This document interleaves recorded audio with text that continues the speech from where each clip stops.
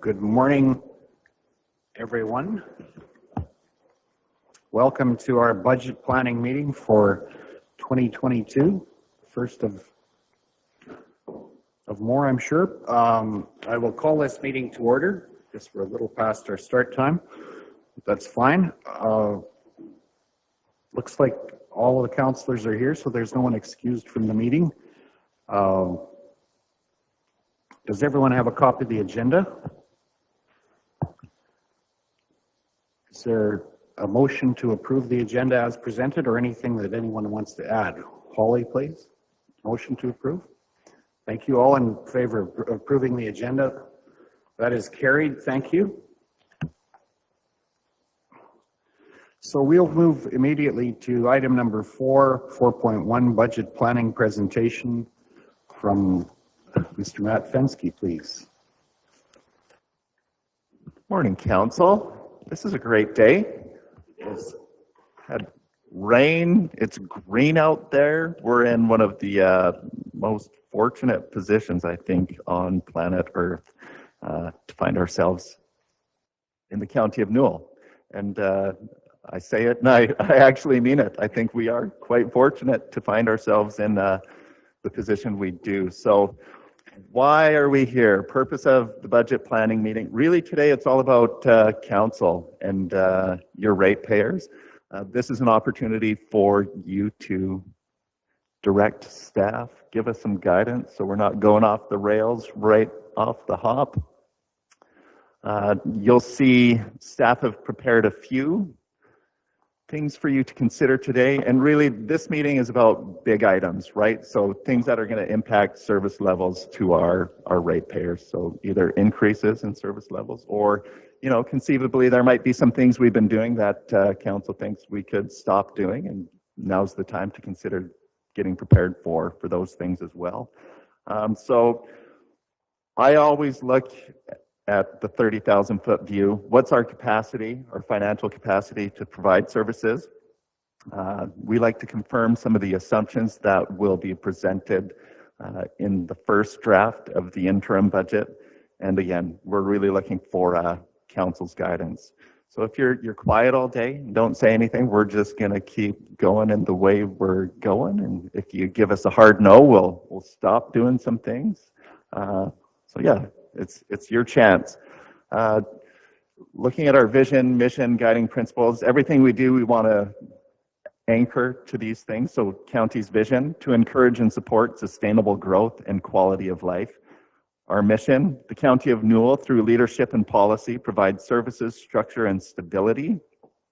Guiding principles, seeking cooperation with individuals, governments, and organizations, planning for the future growth and development of the municipality, striving for the long-term financial stability of the municipality, supporting the development and sustainability of a strong infrastructure, providing services in a consistent and efficient manner, preserving land for agricultural use, and promoting open communication between staff, council, and the public. So the budget we developed should be anchored to this and demonstrate adherence to those guiding principles. The county provides services. It's incredible the lines of business that this organization is in. You can go from talking about seniors housing to solid waste, to human waste, to taking care of roads and bridges. There's just about nothing we don't touch in people's lives, conceivably. So the first assumption we make is we're going to continue providing the services we've provided historically, and we're actually going to try to improve upon some of those. Some of the service level increases you'll see in your package. We've proposed a communications coordinator. We reviewed the paving plan, so turning gravel roads into paved roads is on our long-term outlook. Gravel road construction, new fire halls. We're in the midst of our rural water expansion. So these are service level increases. Todd's going to talk to you about the Coyote Control Incentive Program, revisiting that. Some of the recent things falling out of meetings with our Hamlet is a potential dog park in Rolling Hills, street lighting in Rolling Hills. Those would be examples of service level increases. Inflation. Do I need to say much about inflation? I mean, the last few years have just been a whirlwind in terms of planning and responding to the world that we encounter. So coming out of a pandemic, we've encountered cybersecurity issues, and now we're in this crazy inflationary environment. So this chart here I've pulled off of ATB. Most recent inflation numbers for CPI in Alberta, 7.1% in May. We're north of 4% since the beginning of the year. How does that impact the county? Well, our dyed diesel, we're up 104%, clear diesel, 131%, regular gas, 124%, air filters, 25% increase. Stop signs, we're paying 33% more. Benefits, so we just met with our benefit provider, and based on the claim history that went through last year, our benefits provider was suggesting a 63% increase to benefits. So the interesting thing about COVID is everybody kind of deferred preventative maintenance on their mouths and health, and then when it was safe to go back to the dentist, it all came in one fell swoop. So we've had just major claims going through. It's not going to be a 63% increase. We've got it down to 25%, but everything is going up. I think we need to be mindful on the inflation. When I look at this, my mind goes to my staff and the pay cut that they're taking. So the last couple of years, we had a 0% COLA. This year, we did a 1% COLA for staff. I'm going to be rolling in a healthier COLA in the first draft of the budget. I think we need to respond to cost of living adjustment to the salary grid. So that's one thing I'll be pushing for is I think we need to do something there, whether it's solely on our salary grid or salary grid plus maybe there's some tax efficient benefits we can look at, but the inflation's just through the roof. Moving on. Again, back to our fortunate position, right? So the county has for the last decade and a half been very responsible with its taxes. Previous councils have done an excellent job building out this neighborhood. You drive any of our paved roads, even our gravel roads, I mean, so long as they're not water sogged and things like that. There's times that the gravel roads aren't the best, we know that. We have an incredible area. Like the infrastructure is in great shape. We've been building our net worth, so we're on the right trajectory there. We've got capacity, we've got financial assets set aside for the future replacement and rehabilitation of our fixed assets. We don't owe a lot of debt. I mean, there was a blip there where we borrowed a lot of money to get that rural water project done. That thing's going to be paid for 2023. We've got capacity to do round 2. Like, it is an awesome time to be a part of the County of Newell and delivering increased service levels to our ratepayers. If we look at, so I said our fixed assets are in great shape. Here's the numbers to prove it. You're in the top tier of municipal districts in this province. Net book value of your capital assets compared to the cost, so what you were originally invested in them, you've got about 69% of their estimated useful life is left. There's not many municipalities who are in a better position.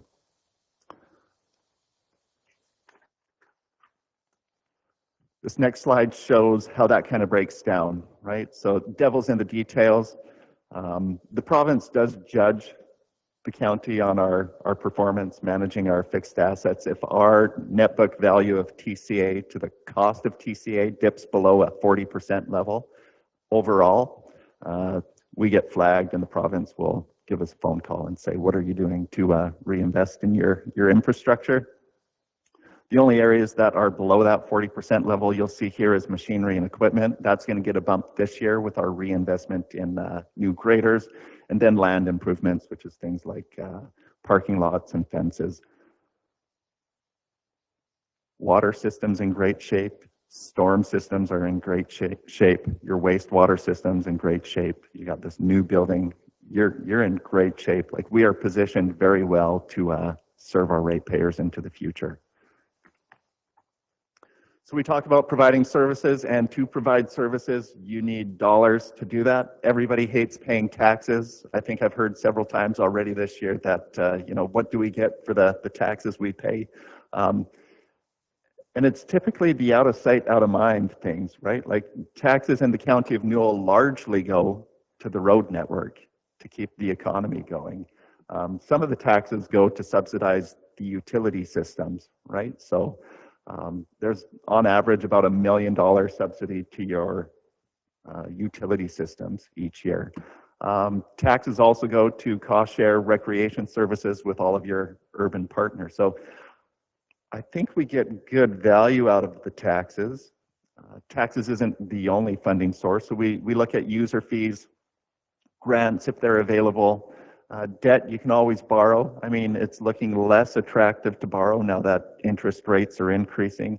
And then our restricted surplus, so our piggy bank that we systematically sock away funds to, so that when it comes time to replace a bridge, we can do it. We're not begging the province for a grant program. We can replace the things that need to be replaced. So a quick rundown of our funding sources. User fees, Todd's going to come back with some potential increases for the campground. We've improved service levels down there this year. Hopefully we've got excellent cell internet service. You're going to have some full service sites down there, so we'll be proposing some increases there. Minibus, we've been increasing $2 per trip per year. Utilities, we're hoping to come in around that ±3% territory. I was going to pitch something about development fees, and maybe this is a conversation for later, but maybe there's something we can do for a decrease in development fees to see if we can spur development, give some incentive on development. Grant side of things, so MSI, we're in the tail end of that program. We're sitting on, so in the bank, we've got nearly $5 million of MSI. That's going to get us started on the rural water project. We also have 2 additional allocations of about $1.75 million that'll be coming to us. We won't receive that 1.75 until 2023. So we should be able to get started on this rural water project with cash in hand. The Canada Community Building Fund, this used to be the federal gas tax program. We've typically put this into Terry's shoulder pole program, into our gravel roads each year. It's easy to do, pretty simple grant application project, and we always spend way more than the $430,000, $450,000 that we get. So currently we've got about $900,000 in federal gas tax grant dollars that we could apply to projects, so that's something to keep in the back of our minds. And then other grants, not to minimize them, but ASB grants, Alberta Community Partnership, that's what funds our intern program, some of the work that Todd does as well with his crew. Debt, you could borrow up to $59 million. I will never advise you to borrow up to $59 million. The province flags you once you get over 80% of that debt limit, so 70 million. The Capital Financing Authority will flag you if you're over 75% of that limit, so that's around 44 million. At the end of June, you owed 4.3 million. The bulk of that is related to your rural water, and that's going to be paid off in 2023. And the remaining balances are tax supported through local improvement levies, so that'll pay itself off year over year. We're in an excellent spot. Like, our flexibility is incredible. If there's a need, we can meet it. It's a great position to be in. Debt, restricted surplus. We always get hammered. I mean, we've had comments from Minister McIver about how fast our restricted surplus is growing. And I just want to put it on the public record again. Our restricted surplus is growing slower than how fast we're amortizing our assets. Our assets are amortizing year over year around 8%.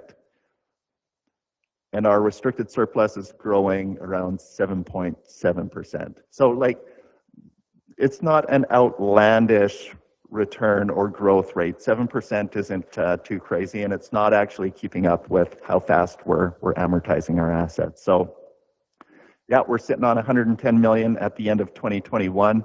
In terms of what that supports, in our accumulated amortization that we've actually got funded, 80% of the infrastructure accumulated amortization balance is funded, 89% for facilities, and 132% for vehicles, machinery, and equipment. So we've got a little bit of a gap to make up on infrastructure and facilities, but we're in an excellent spot for our savings program. It's a critical component of our asset management strategy. I do not ever want to beg the province to give us dollars for an overlay to rebuild a bridge. Like, we need to be self-sufficient in a position where we can do that. And currently we're in pretty good shape. So let's get back to taxes. Everybody hates paying taxes, but I think what is the compelling reason to come to Newell? You get above average services for below average taxes. And you have for decades got above average service for below average taxes. You know, residential, you might come and say, well, we're just barely below average, you know, compared to all the other rural places you could live in the province. We're at 99% of the 2021 average tax rate for residential. If we move on to farmland, you're 30% below the provincial average. It's excellent to farm in the county of Newell. This is where you want to farm. We've got irrigation, and you get a deal on taxes. If we charged the average tax rate, that would be another $473,000 in municipal taxes. Great time to be a farmer in Newell. Great time to be a commercial, industrial, non-residential ratepayer as well. You're 35% below the provincial average if you choose to locate in the county of Newell. We've got wide open spaces. I think the blockchain miner, that's a great development that we've seen come in. We see solar coming in, and these guys get to locate in the county, and they're paying 35% below the provincial average. If we charged the average tax rate, that would be another $14.3 million that council would have to work with in terms of advancing priorities that we're waiting to move on. So we looked at the paving plan a couple of weeks ago. You know, Old Highway 1 is a number of years out because we're waiting to build up the funds for that. East-west truck route, so we're waiting for some of these things. We've got capacity where you could potentially increase your tax rates and move some of those projects forward. How do we do this? How do we create this value proposition for people to come to the county and enjoy above average services for below average taxes? Well, we've got stuff, and it's assessed, right? So we've got the power lines, we've got the spaghetti factory of oil and gas lines running under everything. We've got JVS, we've got prosperous farms, we've got great residential developments, and that's what pays the bills and delivers the services in the county. Our 2022 equalized assessment was 121% of the 2021 MD average. So that's kind of where we're at. I mean, my big ticket item is going to be later to come during the interim budget. We're going to see where inflation shakes out, but I think, you know, the cost of living adjustment will be significant. The benefits increase is going to be significant. We're looking at kind of a new world order in terms of our operating costs. And, you know, I got to give credit to my staff who are always looking for ways to dial that in. So we are trying to be responsible in the new world that we find ourselves in. But I think we're going to continue providing those services at an increased cost, unless there's other sentiment that we hear from council. But we will let you know when we're getting closer to our budget being squeezed, and if we need to look for more, we'll come to you. We do have that stabilization fund, $5 million set aside. That's about 16% of our operating budget, and that is set aside specifically for times like this, where you might have to spend a little bit more than you're comfortable with or would prefer to spend in order to keep the service levels stable. Because what's our vision? Stability, right? We provide stability. And I think it's really cool to be in a position where we can provide stability. We've got that flexibility. So credit to council and previous councils before getting us to this spot where it's pretty fun to work at the County of Newell. And we're in a great spot to help our ratepayers. So with that, I'll leave it to department initiatives to start coming up. And we'll get, Todd, are you upstairs? Maybe come down.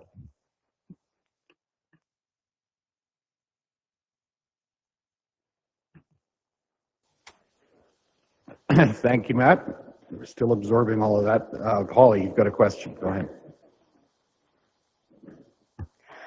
Just a question, Matt. There's a lot of proposals for more spending. What projects have kind of come off the books? Like, it's hard to kind of say how much leeway is there, because we know we have to increase tax, spend a lot more, but I'm sure some things have been spent and that money's available, sort of. In terms of projects coming off the books, it's more projects being deferred. So the paving plan would be one where those projects have just been pushed out further and further each year, kind of a thing. You know, the communications coordinator, I'd say that's been a position that we've administratively had in the back of our minds for several years, but going into the pandemic, going into a period where, you know, 2019, the province was looking at the assessment model review, and we were looking at potentially having our financial capacity gutted. It was not the right time to propose some of those things. So, and right now, in terms of where we're at in the budget planning cycle, nothing that is determined today is set in stone, right? So we're really looking for direction in terms of what we'd like to see rolling into that final plan, so you can see, all right, they're asking for a communications coordinator, that's a $100,000 touch. They're asking for benefits to be maintained at the current level, that's a $90,000 touch. We're looking at, and then we can look at the whole picture and say, all right, if we're looking for $500,000 in new spending, what does that translate to in terms of overall tax increase, right? Because we do want to be responsible in terms of the additional tax burden that we put on our ratepayers. We held the line this year.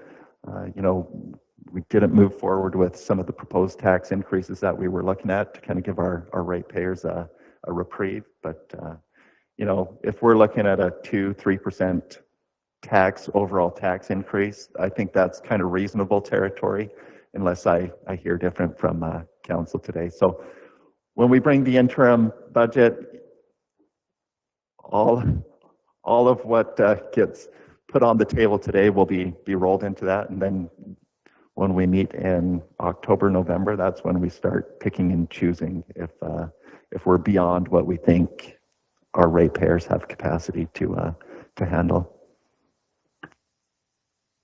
Thank you.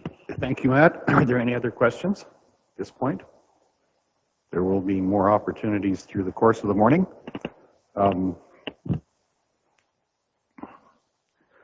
Let's move to, seeing no other questions, we'll move to item number 5, department initiatives, and beginning with item 5.1, agriculture services. Mr. Todd Green, welcome to our meeting this morning. Thank you for having me, and good morning. So just a little bit of background, I guess. our coyote control incentive program ran from the late 90s up until about 2020. The idea behind the program was just to reduce coyote populations during peak predation periods, which is typically calving and lambing seasons. Coyotes are a declared nuisance under the Agricultural Pest Act, and that affords us the opportunity to put some control measures in place. We do have some 1080 tablets, which is a product, a chemical compound, sodium monofluoroacetate, that we can distribute to producers that have confirmed a coyote predation event. But outside of that, we don't have a lot of options. In other areas of the province, municipalities take a different approach. They have different measures to control coyote populations. Some of them even have staff members that commit time to hunt and trap and harvest coyotes as part of their regular duties. I don't absolutely have the history to know how far back we go on that, but we don't currently have one of those people on staff. So our CCIP program takes the money that we would spend on maybe a staff personnel and distributes that to different hunters and trappers. So a little bit of background. On average, over the 20-odd years that we ran the program, we kind of averaged out about 1,600 coyotes each season that we paid for. Our price that we paid per coyote changed over the years, but the amount that we brought in was relatively similar. Just as some background, our lowest was in 2005, and our highest was the last year in 2020. So not a shock there. But during the budget deliberations in 2020, we decided to take a break from offering the CCIP program for 2 seasons. And we did this for a couple reasons. So the program costs about $30,000 in direct payouts to hunters. With strychnine kind of being on the tail end for gophers, we thought maybe a few extra coyotes on the landscape would be good. And we had received some questions to the efficacy of the program. The goal was to see if not harvesting coyotes would impact our population. So anyways, that's a little bit of the background, I guess. We do try to do a coyote survey every year.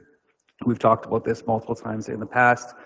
We need a week's worth of good snow and the right kind of temperatures to have a really efficient surveying. We just didn't get that in 2020, 2021. We had bitterly cold temperatures, so the coyotes tend to not move as much. And then in the last year, we just didn't have any snow to actually count any tracks. So not great. We have heard anecdotally that farmers and ranchers and hunters have seen an abundance of coyotes in the last couple seasons, but it didn't increase our calls for 1080 tablets, which would be for predation events. But for what it's worth, I don't think everybody calls when they have a predation event either. But that's just the way that is. So when we did run our program, we were paying $20 a coyote. It operated under the guide of policy, which I believe I had included. I did. The old policy, or Ariana did, I suppose. And we could go back to that if possible. We did partner with local fur buyers. I thought that was a very valuable part of the program. We had 2. We used to have just 1, and then we kind of increased that because they were on the north end of our county. So we've been working with a fella out of the Tilly area and then a group out of the, well, they're now Steveville area, but they used to be from Patricia. And I thought that was really a great idea because it just allows for the harvested coyotes to be further used for the clothing industry. So as a discussion, we've reached the end of our 2-year break. I think it'd be reasonable to consider reinstating the policy and running CCIP program again. We know that strychnine's not coming back in the short term, though, so there is still the benefit that potentially leaving a few more coyotes on the landscape would ease the gopher numbers. But we also know that coyotes, hawks, and owls are not keeping up with our gopher population. So if we were to bring it back, it would be, I think, safe to consider raising the per coyote payment. Yeah, that's kind of where we're at. So I guess I gave some options for consideration, and I'm open to some questions if there are any. Thank you, Todd. Go ahead, Lynette, please. How much is a pelt worth now? I have not been keeping up with that. Thank you. Holly, please. The pelts are worth about 0. No one's buying them right now because they all went to China. And I know some people couldn't even sell their pelts last year. They had done some. So that is the big thing. What I'm hearing is that it's great, but we won't have many pelts coming in because the trappers are all out unless things change drastically. But the trappers aren't making money off them, so it'll just be the people going for entertainment and gas money and taking some out. But I don't think it's going to be the program's going to cost that much, but I think we should go ahead with it. We've used 10,000 rounds of ammo this spring, and we still have got tons of gophers. So the coyotes aren't doing anything. Thank you. Any other questions or comments or perspectives? Go ahead, Greg, please. I guess I need to hear from the farmers on council. Are coyotes a problem right now? Are they overabundance? Are they more than normal? So I think for me, I need to know kind of where you guys sit. Thanks, Greg. Go ahead, Holly. So we did see more coyotes than last year. We've had to shoot them ourselves, which normally we'd hope someone come and trap them. So there is more in our area. I can't speak to everybody else, but we're seeing more. Go ahead, Kelly. I'll just add that it is a viable employment or job for somebody in the off season. There are a number of farmers or youth who take up the project during the winter months, so it is a viable business for them, or has been in the past. I don't know at the price of gas whether it still will be, but it's certainly worked that way in the past. And when you are driving down the highway and you see coyotes in the ditch, you know, and that's what we're seeing now. And that's right in open range, right? So I think it's a good program. I think it's one that benefits a lot of people in our county. Okay, thank you, Kelly. Adina, go ahead, please. So as someone who doesn't have any livestock in the area, we don't see an increase of coyotes in our area, but we do have an abundance of gophers to the point where almost have to reseed because of them. So I don't know if coyotes are the answer to the gopher problem. It seems lead is the better.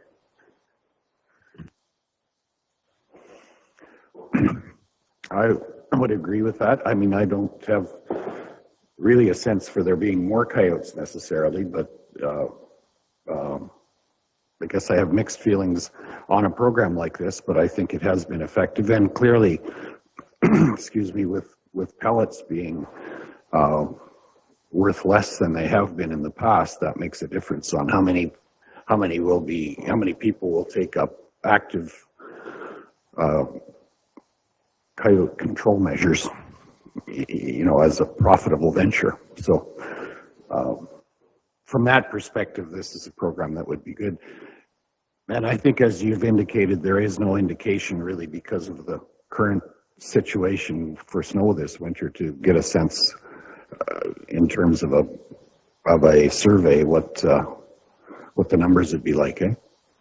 Yeah, there's only been a few seasons that I've been here that we haven't been able to do it. We try to do it every year just to kind of get that relative abundance index on how many coyotes are around. So if there's snow, we definitely do the survey, and hopefully we get to see what's out there.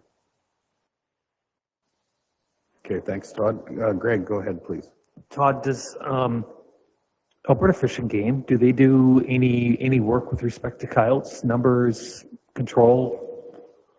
No, we're kind of it. The province removed coyote predation as an insurable cost a long time ago. And I think that's probably where some of our programming started back in the late 90s. So they still pay for large carnivores, bears, cougars, eagles, those kinds of things, probably more wolves, but they don't pay for coyote predation. So I think at that time, our goal was to reduce the coyote population during that period, and then you remove that predation potential. But they don't keep any data? No. Oh. Neil, go ahead, please.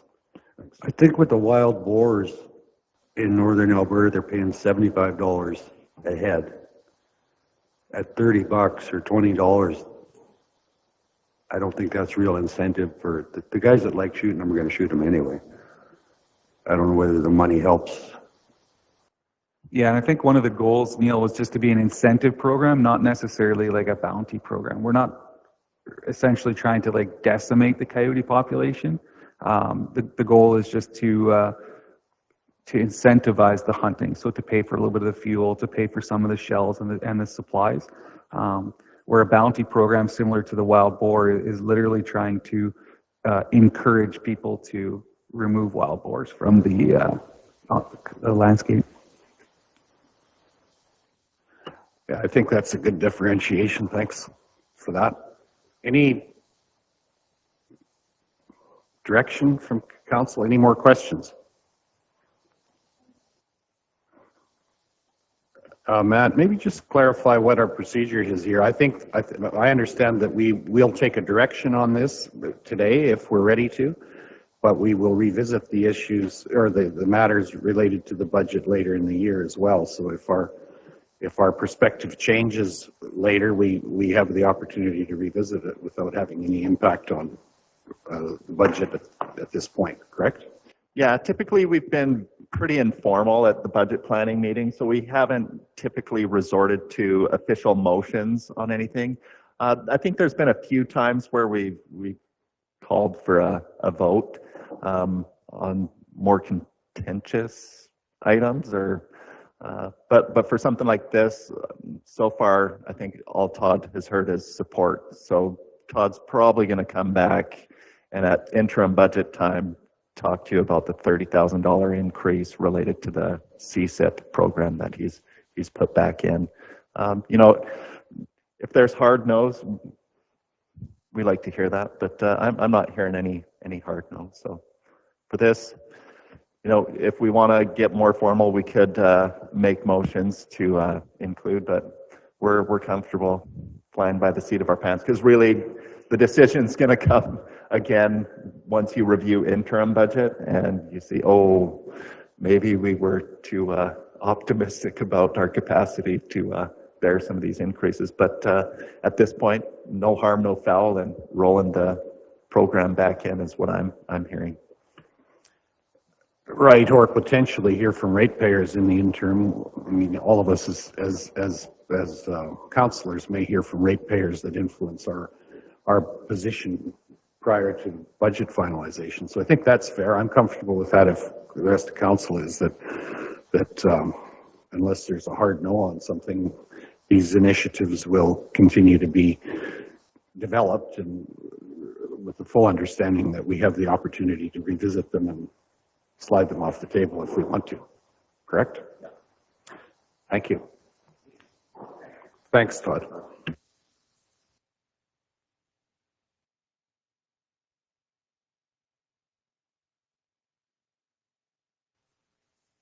Let's move on to item 5.2, Municipal Services.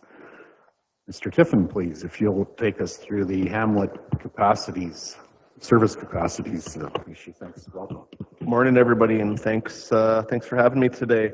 I'm not sure I'm here to ask for any money at this point, so you're welcome. I've been asked to kind of give everybody kind of a walk through the Hamlet Capacities Assessment.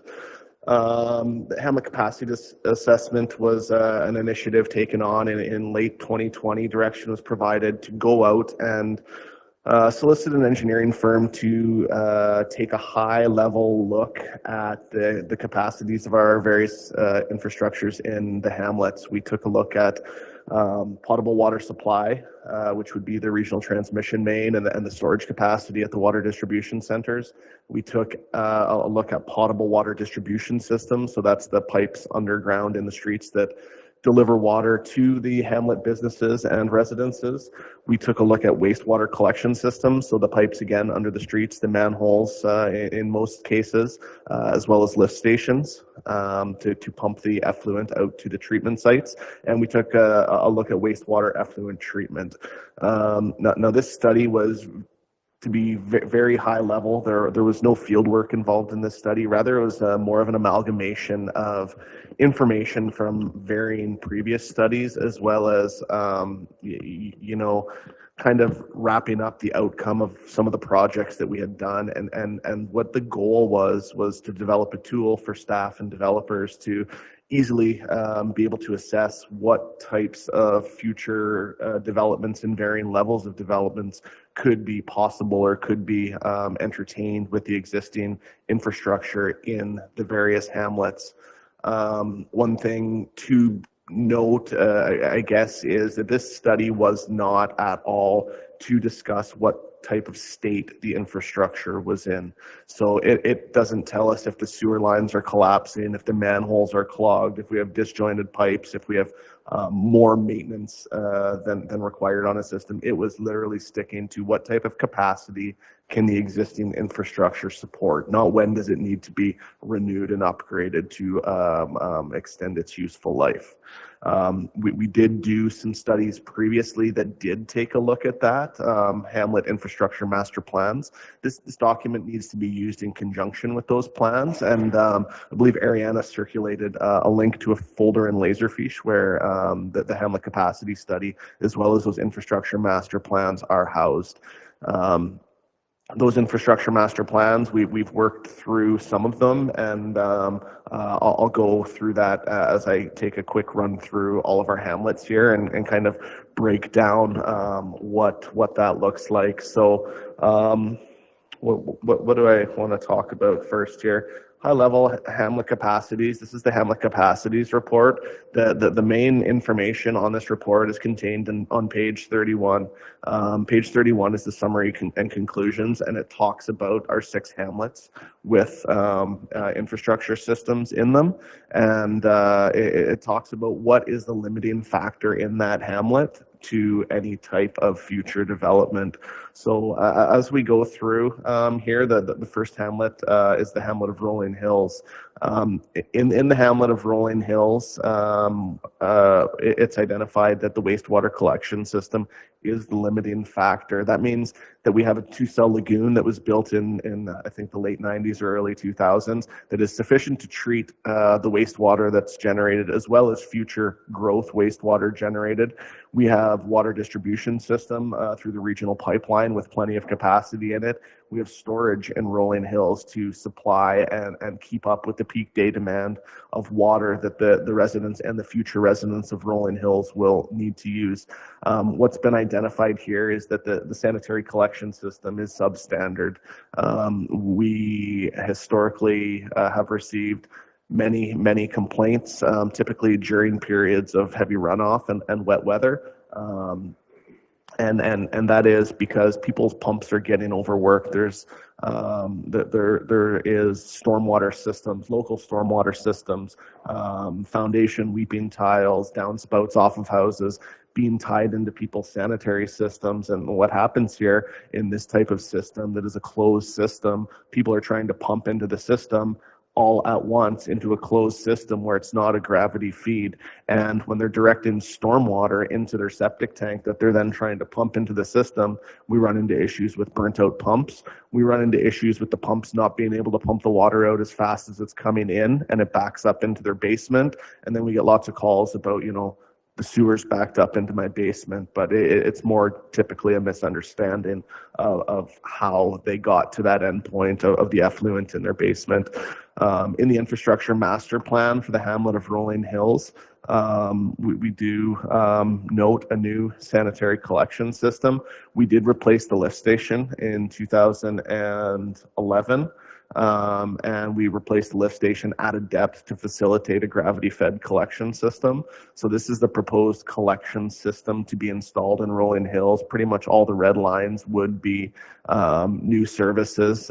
We've got some additional over to Pivot Spirits here now that we didn't service at the time of this infrastructure master plan. So in 2000, I believe this was a 2012 study, $2012, we're looking at about $4.7 million to replace that piece of infrastructure. If we were down there doing the sewer lines in Rolling Hills, it would only make sense again to team up and take a look at some of the water distribution upgrades where they talk about looping and upsizing some of the pipes, and that comes in at about $164,000. Historically, we've approached the Hamlet of Rolling Hills to complete some of these upgrades, or at least take a look at it. Our historical, process and practice has been that Hamlets will fund their water and wastewater upgrades themselves, and then the county would come in and deal with stormwater and paving of the roads. So by stormwater, I mean, curb, gutter, sidewalk, and paved roads. But we wouldn't do that until such time all of the issues in the Hamlet infrastructure master plans had been addressed. We went to the Hamlet of Rolling Hills. We talked about upgrades to their sanitary system again back in 2011, 2012, 2013. It was just a project and a cost that those people couldn't bear at that time, and they decided not to do it. There was some available grant funding at the time, Alberta Municipal Water and Wastewater Partnership, that would have been able to be attributed to that. I'm not sure today where any grant funding would be available for that.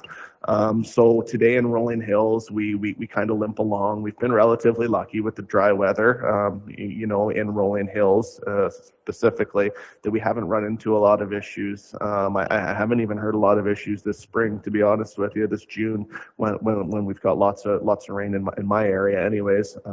Not sure how much they've got in Rolling Hills, but right now this is where the Rolling Hills Hamlet infrastructure sits. We know it needs a new sanitary collection system. We continue to investigate grant funding sources and other available options to fund a project of this magnitude. One thing to consider is that when we have substandard systems like this, additional costs and time and effort go into maintaining, upkeeping them, and dealing with issues and concerns surrounding those. So, like I say, we've been lucky over the last couple of years in Rolling Hills, but it does cost more to run a system like that than a typical gravity flow open manhole system. Another issue that we have had in Rolling Hills and have always had is the smell of H2S in the vicinity of the lift station, which is north of the school site. We've tried a number of things. We put an ozonator in to try to dissipate that smell, and it worked, but it didn't work, and it can still be detected down there. But the reason for that smell, the ultimate solution that was presented to the people, was the installation of the gravity collection system, because H2S is created when that effluent comes out the end of the pipeline and meets the oxygen. That's where it's created, and when it's all created at once at one location, it's tough to mask that odor. So that's a little bit of background on Rolling Hills, on where it sits and what we've done. Carrying on, Hamlet of Tilly. We did the Hamlet of Tilly infrastructure study as part of the dissolution 2013 requirement of municipal affairs for the Hamlet of Tilly to undertake a infrastructure study. From recollection, that attributed directly back to some of the provincial funding and whatnot that came along with the former village of Tilly. Village of Tilly, in the report, it is noted that the lift station operates near or at peak capacity during wet weather events. So in Tilly, we say we know that we have stormwater infiltration into the sanitary collection system. Most likely, the majority of it is happening on site at people's homes. It's downspouts, it's weeping tiles from around their foundations being fed into that system, going down the sewer, and that's why the lift station is operating at peak capacity at those times. There are other options where we have detriments and infiltration through the actual pipelines, the manholes and whatnot, but not to the extent that we see in Tilly. And it was a very common practice historically to redirect stormwater into the sanitary system because it's the easiest way to get it off your property and away from your house. More recently, it's become separate systems for stormwater, but there has been a lot of combined sewer and stormwater systems constructed in the past. So other than the lift station in Tilly, which is going to take some investigation and education and a little bit of that to get sorted out, all the other infrastructure can support growth and future expansion in Tilly. So when we can narrow down all of the sources of the stormwater infiltration, Tilly is set to grow and expand beyond what is within its boundaries. Hamlet of Patricia. Hamlet of Patricia is an interesting hamlet. The report identifies Patricia's potable water storage as their limiting factor. So this means the clear well at their fire station / water treatment facility does not, from an engineered standpoint, meet the volumetric requirements to provide peak day demand to any additional development in Patricia. Now that's an engineering calculation. We know from real-time data that we can meet that, and we can keep up. In the summer, you can actually see the levels of the clear well fluctuate when it gets really hot in July and August, and that is a tell that it is a stress on the system. But currently, with the current development, we're okay.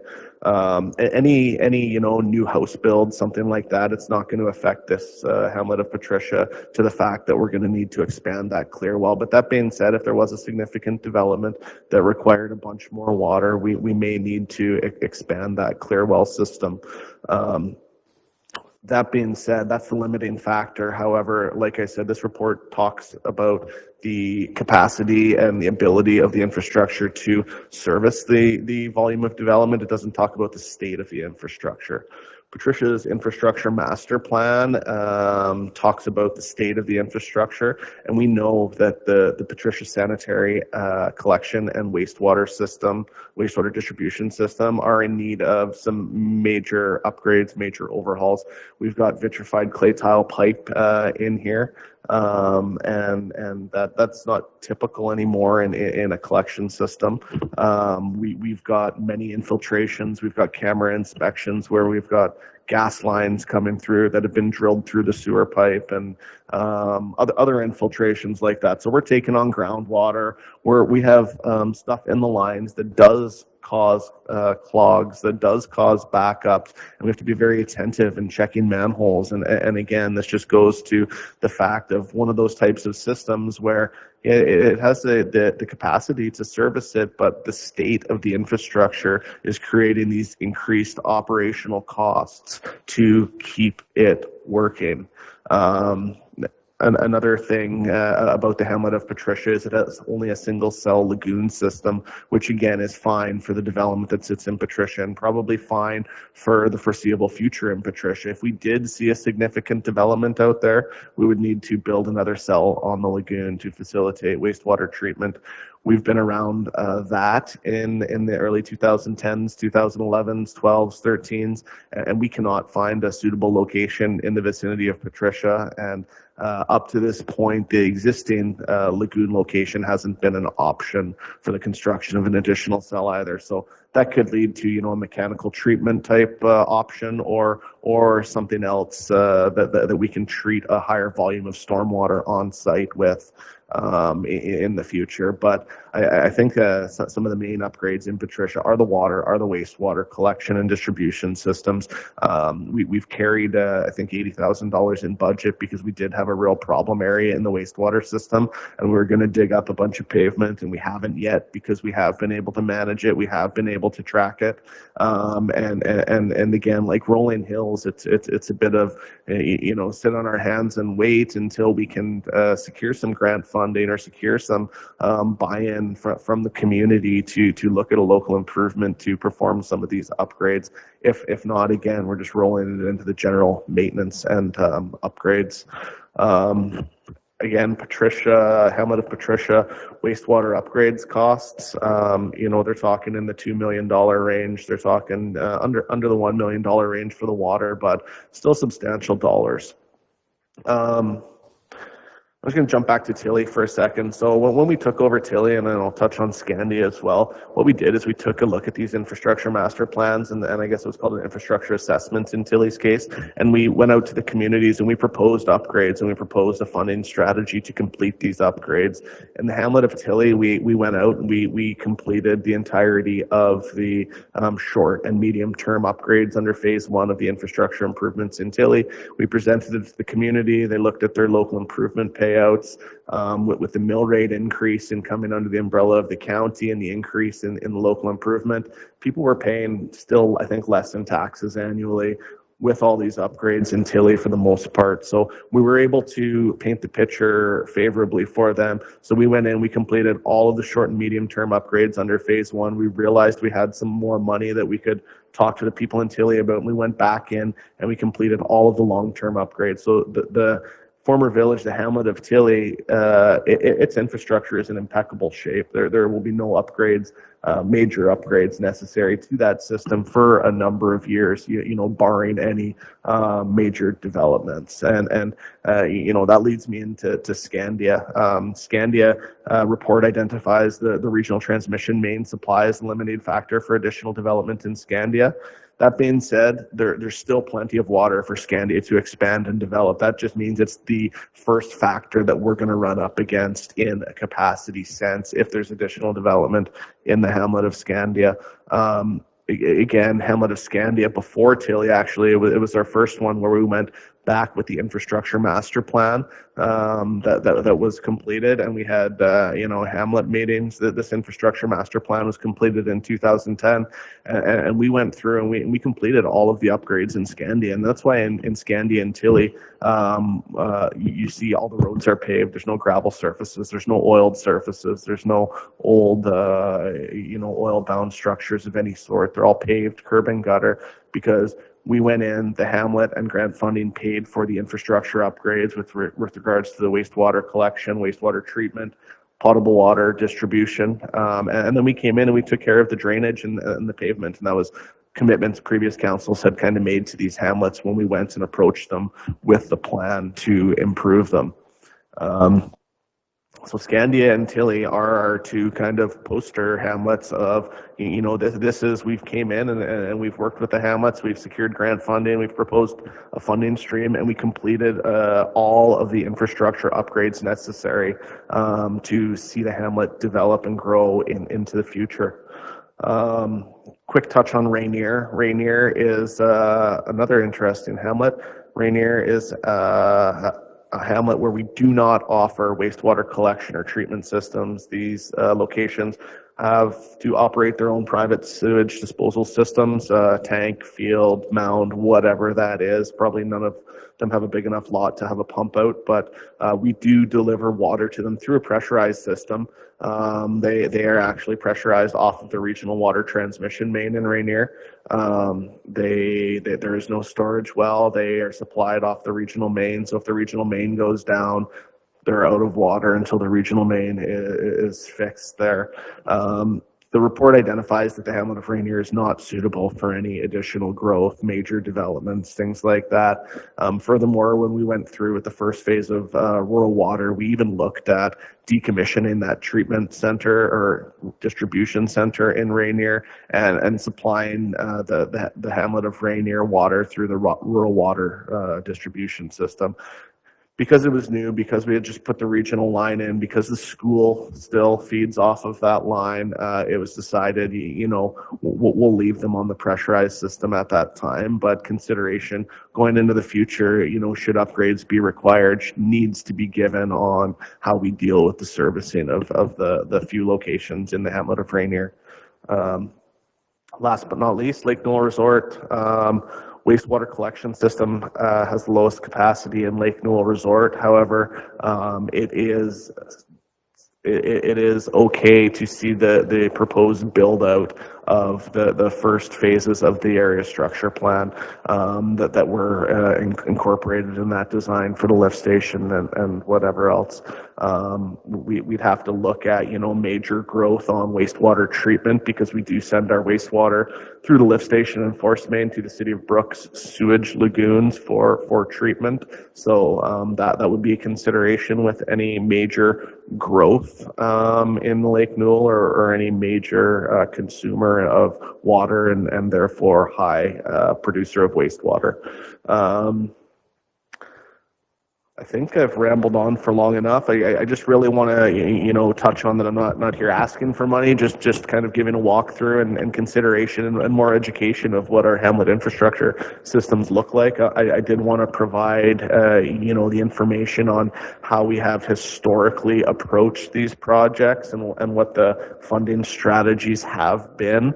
I do think that, Rainier's water system is working. We've never had an issue with the water system in Rainier, knock on wood. So it really doesn't jump off the screens on my radar. The Hamlet of Patricia, the Hamlet of Rolling Hills, these are some places that need attention, need to have some upgrades completed and consideration for alternative funding scenarios or structures may need to be looked at. I am happy to answer any questions or provide any more information I can. Thanks, Jeff. Appreciate that. Are there any questions? Neil, go ahead, please. Well, your model for Tilly and Scandia, why can't you just apply that same formula to Rolling Hills or Patricia, wherever you want to do it? That seems more than fair to me. And we've attempted that scenario previously. So in Tilly's case, it was actually in all four cases, it was nice because we did have some grant funding back then. I don't have the breakdown, but I could probably pull it quite easily with, what the total project costs were for Tilly, for Scandia, what the grant funding was for each, and what the local contribution was. That Alberta Water Wastewater Partnership made things very appetizing, at 50 or 75% funding. When you're talking about an $8 or $10 million project, is pretty appetizing. We went out to Patricia, we went out to Rolling Hills, and when I last talked and when we last had these meetings, it must have been 11 or 12, 2011 or 2012, and it was just a straight up, we can't afford this. There lot of people living on pensions in those communities at that time that couldn't afford to pay that annual or monthly bill, even if it was financed through the Capital Finance Authority and paid back over 25 years, 30 years. There was direction they couldn't live with it. But on the other hand, again, putting these things off does increase the operational, considerations of these hamlets going forward as well, right? The other thing is, again, we're always open and looking for grant funding to come down the pipe for projects of this magnitude, we keep our eyes on it for sure. Okay, thanks. Follow up, Neil, go ahead, please. Yeah, to put in a septic field, I just did one last year, and quite a few on those acreages we used to sell. It's costing those guys about $25,000 to $30,000. They pay the full shot. When you take those numbers and take them back to Rolling Hills or to wherever you want to go, Patricia, does it cost the individual landowner anywhere close to $30,000, or what do they even compare? Thanks. Go ahead, Jeff. Yeah. Each community is a little bit different. I would say it's quite comparable. I'm going to look back to a more recent local improvement that we've done. It's sliding away from the hamlet, but the redevelopment at North Headgates is going to be roughly just over $50,000 per lot out there. But we're talking more than just sanitary collection out there as well, right? The funding for the Tilly project in 2015, 2016, I think was the time, did have significant grant dollars attached to it, as well as the village of Tilly had a bunch of grant money left in a kitty. So those kind of reduced the local contribution. But yeah, to not baffle it around too much, I would say you're probably very comparable to the costs associated with a new collection system and treatment system. Okay, thank you. Lynette? So talking about cost comparisons, so you're saying that when you have issues, there is increased operational costs then too. So I guess what I'm wondering about is what's the comparison of this limping these systems along as opposed to redoing parts of them, like maybe not the whole overhaul, but parts at a time? There, and I don't have any of those numbers in front of me for sure. We definitely have to pull some numbers out of operations. Rolling Hills, we did look at phasing in the gravity sewer system and introducing a number of outfalls into the gravity system. There's one thing is the fiscal, payoff and the financial payback that people are going to see over time. But the other things that factor into it are, the concerns that come out of the hamlets. It's the burnt out pump. So it's the cost that we can't exactly attribute. It's the complaints of the H2S smell on somebody's back deck. As far as and I'll use Patricia as an example. We can definitely take a look at it, but some of these things that we don't track is the extras that the operators will do. Every month they'll pop every manhole in Patricia and make sure that the effluent is flowing. Whereas in Tilly, where it's been done, we don't have to do that anymore. We maybe have to send a flushing truck out to the hamlet of Patricia more often to bust loose something that's caught on something that's perforated the line, and some of these costs we definitely can track and maybe put a little something together on that. Okay, thanks, Jeff. Ellen, and then Kelly, and then Yeah, going back to Lake Newell Resort, if there were to be some significant development going forward, will that wastewater system be able to keep up? The collection system and the lift station is designed to facilitate, I think it's everything out to block 8 or 9. It can facilitate everything up to the north end of the Greenwald Inlet to the campground, proposed campground in the area structure plan, 9-hole golf course, and that. Once you get around to the other side of the inlet, going back down towards Reddleback and kind of the area where the Kinbrook pathway is proposed to go, once you get down around that side, that would require an additional lift station and an additional collection infrastructure. New development at Lake Newell, new collection infrastructure under the roads, manholes, collection pipes will have to be installed to facilitate it. But the lift station can handle it, the force main can handle it, and it would be the new development infrastructure needing to be installed. thanks, Jeff. Kelly, please. I'm just reading a media release dated July 4th from Alberta News. There's a new program out by the provincial government supporting municipal revitalization. I hope you'll look into that. It may be directed at cities only, but something to look at. And as far as maintenance in these hamlets, should ratepayers not know what it's costing? I mean, this limp-along system is fine. It's all being absorbed by the rest of the county, right? So why not collect that information and bill it out to the ratepayers that are benefiting from this additional servicing? Just a thought. They would know what it would cost, and they know what extra county staff have to put into this system. Just a thought. And that's an interesting one, and I wonder if that's more of a conversation around the structure of how our utility rates are structured based on the different hamlets.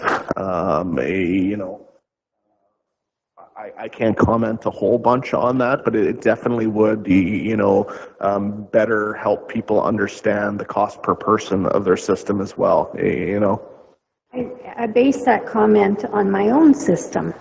When my sewer is down, waste disposal system, whatever you want to call it, I don't call the County of Newell. I pay for that system to be fixed. So why not have that expenditure returned to the user? Okay, thanks, Kelly. I think that's a good consideration. Holly, and then Neil, please. In Scandia, before the system was done, it was very common to see hydrovac trucks in Scandia. It was pretty constant. So first thing is, I thought the hydrovacing cost was being billed back to the Hamlet. That's what I understood at that time from the county. And secondly, we're at the point that Rolling Hills or Patricia is needing to have the hydrovac trucks there too, because that's a pretty expensive option. Hydrovacing has become almost twice as expensive in the last 4 or 5 years for us based on not new regulations, but more informed regulatory agencies telling us what needs to be done, how that slurry needs to be treated and handled once it's removed from the ground. And you're 100% right. Hydrovacs were in Scandia all the time. And I won't say that there's never a hydrovac in Scandia anymore, because we still do have breaks. When we went and we did all the improvements in Tilly and in Scandia, we did not replace every meter of line. We did not uncover every meter of line. We did what we could based on the study and everything else, but the number of hours a hydrovac in Scandia has been drastically reduced. You're right. And I think what you're talking about is those hydrovac in Scandia hours being charged or being put back on those Scandia residents. That's not happened in the past. And I think maybe that's a little bit what Councillor Chrisman talks about. You know, if the hydrovac is in Scandia, should the Scandia people be paying for that hydrovac? Or if the hydrovac's in Patricia, which again, Patricia and Rolling Hills, where we do have more frequent issues, more frequent breaks, more frequent exploratory missions because of what we know about the system, should it go back to those hamlets? And that's definitely a fair consideration. Thanks, Jeff. Neil, and then Yeah, I agree with Kelly 100% on that. Without those kind of numbers, how are we supposed to make decisions on what to do with these hamlets? Like if it's costing $50,000 a lot, or 25 or 10, where at her place she pays the whole shot. We need those numbers. Okay, thanks, Neil. Matt, please. Yeah, and typically you get the opportunity to consider how you treat your utility systems each year with the setting of the schedule of fees. I had mentioned earlier today, you know, you're averaging about $1,056,000 over the last 5 years is the tax subsidy going into your utility system. So that's all in, right? The dollars getting socked away for restricted surplus, that's largely coming from your taxes. Man, it was probably 2017, 16, we made a pretty big jump in our utility rate structure. So, you know, we used to charge $1 a cube. We're now approaching $2.50 a cube. We've consistently increased that base rate across all the rate structures there. So we're making progress, but I guess, you know, if I move into a place like Rolling Hills or a place like Patricia, and I happen to come into a community whose infrastructure is in a poor condition, this raises the whole question of intergenerational equity, right? So just because I showed up after the party was over and I inherited a poor system, should I be on the hook for paying for all of that? So a lot of our philosophy, again, stability in the system. We're trying to boil the frog slowly. We are trying to make progress on that. Maybe that's the wrong anecdote. But, you know, I am very much a user pay kind of a guy. Getting from a 1950s philosophy where things were built out and to where we're at today, like the environmental regulations have changed, like everything has changed. We've got a few hamlets in pretty good position and a few that need some TLC. And I think, you know, it really came to the fore in Rolling Hills, just hearing how tight things are for the Hamlet residents, being able to make any movement on anything meaningful. And I think, you know, we're in a position where our hamlets really should be some of the most livable communities in the province. And I think after we get through the rural water phase 2, we should give some attention to these hamlets and redirecting grant funds wherever the MSI and local government fiscal framework shakes out. I think, you know, we're probably past due for seeing what we can do for these hamlets. You know, typically it's been a 25% local improvement tax and 75% grant. So I think we're going to have to put our heads together and see what we can do to make those communities livable. Rolling Hills talks about meetings, sidewalks, street lights. The sewer system is past its prime. There's a lot of work we can do, and these are beautiful communities. Like Rolling Hills is a nice spot. Tilly is a nice spot. Probably time to give them a shot in the arm, and we'll do some work to try and figure out how we can make those numbers work. Thanks, Matt. Greg, please. So how I see it is county, all the ratepayers pay. I see grant money, if there is any grant money for upgrades to Rolling Hills and Patricia, they need it. Or tax levy. Now, those are really our areas of funding. Is that correct, Matt? For these areas. So the people have said in those areas in Rolling Hills and Patricia that they are not favorable to a tax levy for upgrades to their system.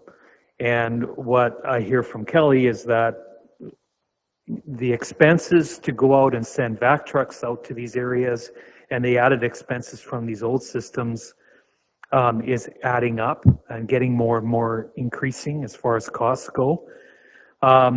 So I think that it's important to give our hamlets, no matter which hamlet it is, but I'm gonna kind of single out Rolling Hills and Patricia, that if they don't agree to a tax levy or they won't support a tax levy, then I do have a strong opinion that a user pay system needs to happen where the expenses are added up for the course of the year and billed out and added to their tax bill proportionally.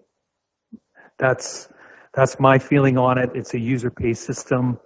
If they're not interested, tax levies are an important part of our tax structure within municipalities, and if they don't agree with that, then there has to be another way of paying for it, because I don't feel that should be supported by the rest of the tax community in the county. So that's my feeling on that. Thanks, Greg. Dan? All the costs for regular maintenance for residents of Rolling Hills are 100% encumbered by those residents. The county doesn't pay for any back trucks, pump changes. They replace the curbs, which is part of their infrastructure, but the rest of it is on the residents themselves. They don't have an issue with paying a tax levy for an upgrade. They just can't afford the extra $1,500, $2,000 a year for the next 20, 30 years, based on the $8 million in 2012 with no grants.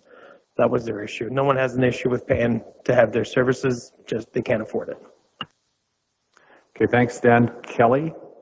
So help me out, staff, because Dan is saying something different than what I understand. Jeff, please. So the county is responsible for the infrastructure right up to the curb stops in Rolling Hills, in Patricia, in everywhere. Most systems, only the water systems have a service valve, which is where we would say our line ends. But in Rolling Hills, the sanitary system, because it is a closed system, also has a service valve, usually located a foot away from the service valve for the water system, and we maintain our system up to those valves. So anything that happens beyond those valves, and I think maybe what Councillor Short's referring to is, you know, when somebody does have effluent backup in their house, or they've got to quick get their tank emptied, you know, by a vac truck or otherwise, the county doesn't pay any of that. They're still on their own for fending for themselves on their own property and past their curb stop on their side. When we do go and have to replace a curb stop, fix a valve, fix a line, locate a leak, something like that, that would be us hydrovacing on the county-owned distribution or collection systems. And Matt can maybe comment better on how those charges are distributed back or amongst residents. Okay, thanks. Have you got a comment, Matt? Yeah, I'd just say again, the 5-year average tax subsidy to your utilities is over $1 million. So we're making progress. Each hamlet has consistently paid more towards the cost of their utilities over time, but there's still a gap, and it's $1 million gap on average, right? Thank you for that clarity. I can speak on Scandia's situation because it was pretty bad and people were very gung-ho to have the work done until they got their bill because they didn't really do the math really well. And people were pretty upset about the cost, but each lot benefited $50,000 is what money was put into per lot in Scandia. Nobody's moved out from the cost of the levy. It's 25 years and I know people paid every year and people weren't happy, but they are happy with the state of Scandia and they're happy to have their sewer working all the time with no backups and no flooding, and that's been Scandia's situation. Okay, thank you. I think what we're hearing is that things are manageable at this point across the Hamlet system, and as Matt indicated, our current priority is probably our water distribution system across the county, and at some point when that's completed, we'll probably see some additional initiative for further action to improve our Hamlet infrastructure as well. Is that kind of where we're at? Yeah, I think that's fair. This was a very informative study that MPE did for Jeff, and I appreciate Jeff unpacking it. I think it's like really our job is really asset management. Like we manage roads, water, sewer, and so I think we need to have a pretty good background on what's coming at you. It's nasty to get surprises like Lake Newell Resort where the lift station needs some attention and to not kind of have seen some of that stuff coming, right? And also where we've got a really big push for economic development and attraction, we need to know what the capacity of our hamlets are for actually attracting growth. So, Chile's got some room. This is good news. Thanks. Matt, you had another comment, Jeff? Yeah, just one comment for everybody. I think a lot of this depends on where we see these hamlets going in the future. There has to be some discussion around if these hamlets are growing, if they're shrinking, if they're expanding, if they're contracting, if people are moving in, if businesses are moving in, if we want to make it attractive for businesses, if we want to provide the infrastructure services and keep rates competitive. And I think that this is all leading up to a great discussion that we're going to have at the council visioning session for our new municipal development plan, in where do we see these hamlets in 20, 30, 50 years from now? Do we see them kind of status quo? Do we see them growing? Do we see them gone? I don't know, but it'll be a real great discussion during the visioning session surrounding that. Thanks. Oh, go ahead. Comment, and for today's purposes, economic development wise, it's good for us to know where the infrastructure is and where to direct development if it knocks on our door, when it knocks on our door.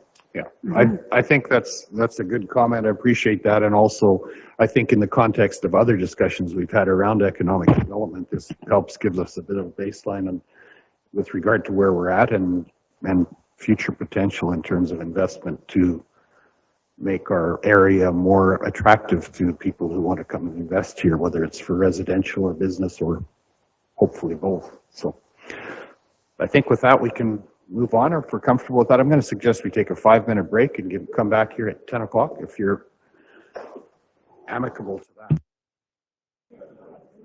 Let's call this meeting back to order. 5 minutes turned into 15, but that's fine. Let's move to item 5.2.2, Gem Gravel Pit Hall Road. Mr. Schroeder, please. Good morning, everyone, and thanks for having me here this morning. Can talk a little bit about gravel. I know the last month, I don't like talking about gravel because it's a lack thereof, event of all the moisture we've been seeing, but anyway, this is going to be a little bit of a summary or a little bit of history on our gravel pits here in the area, and then we're going to talk a little about some plans or some thoughts we've had about our gem gravel pit moving forward. So give it a little bit of history here, so bear with me. Our gem pit, or we call it our ballast pit. I think it's called the ballast pit because it was owned or managed by CPR at one time. If you ever look at ballast gravel, it's nice, dark brown, and highly fractured. Typically, this is the kind of material we get out of our gem pit. Really good material for roads and stuff like that. So kind of located up in the gem area. Rule of thumb, we have about 80 acres there that we purchased and we actually owned for gravel exploration. Currently, we've taken about 25% of the resources out of it. So we got about 20 acres out of it. Sorry. Same quality as everything in gem, so just. Oh, fair enough.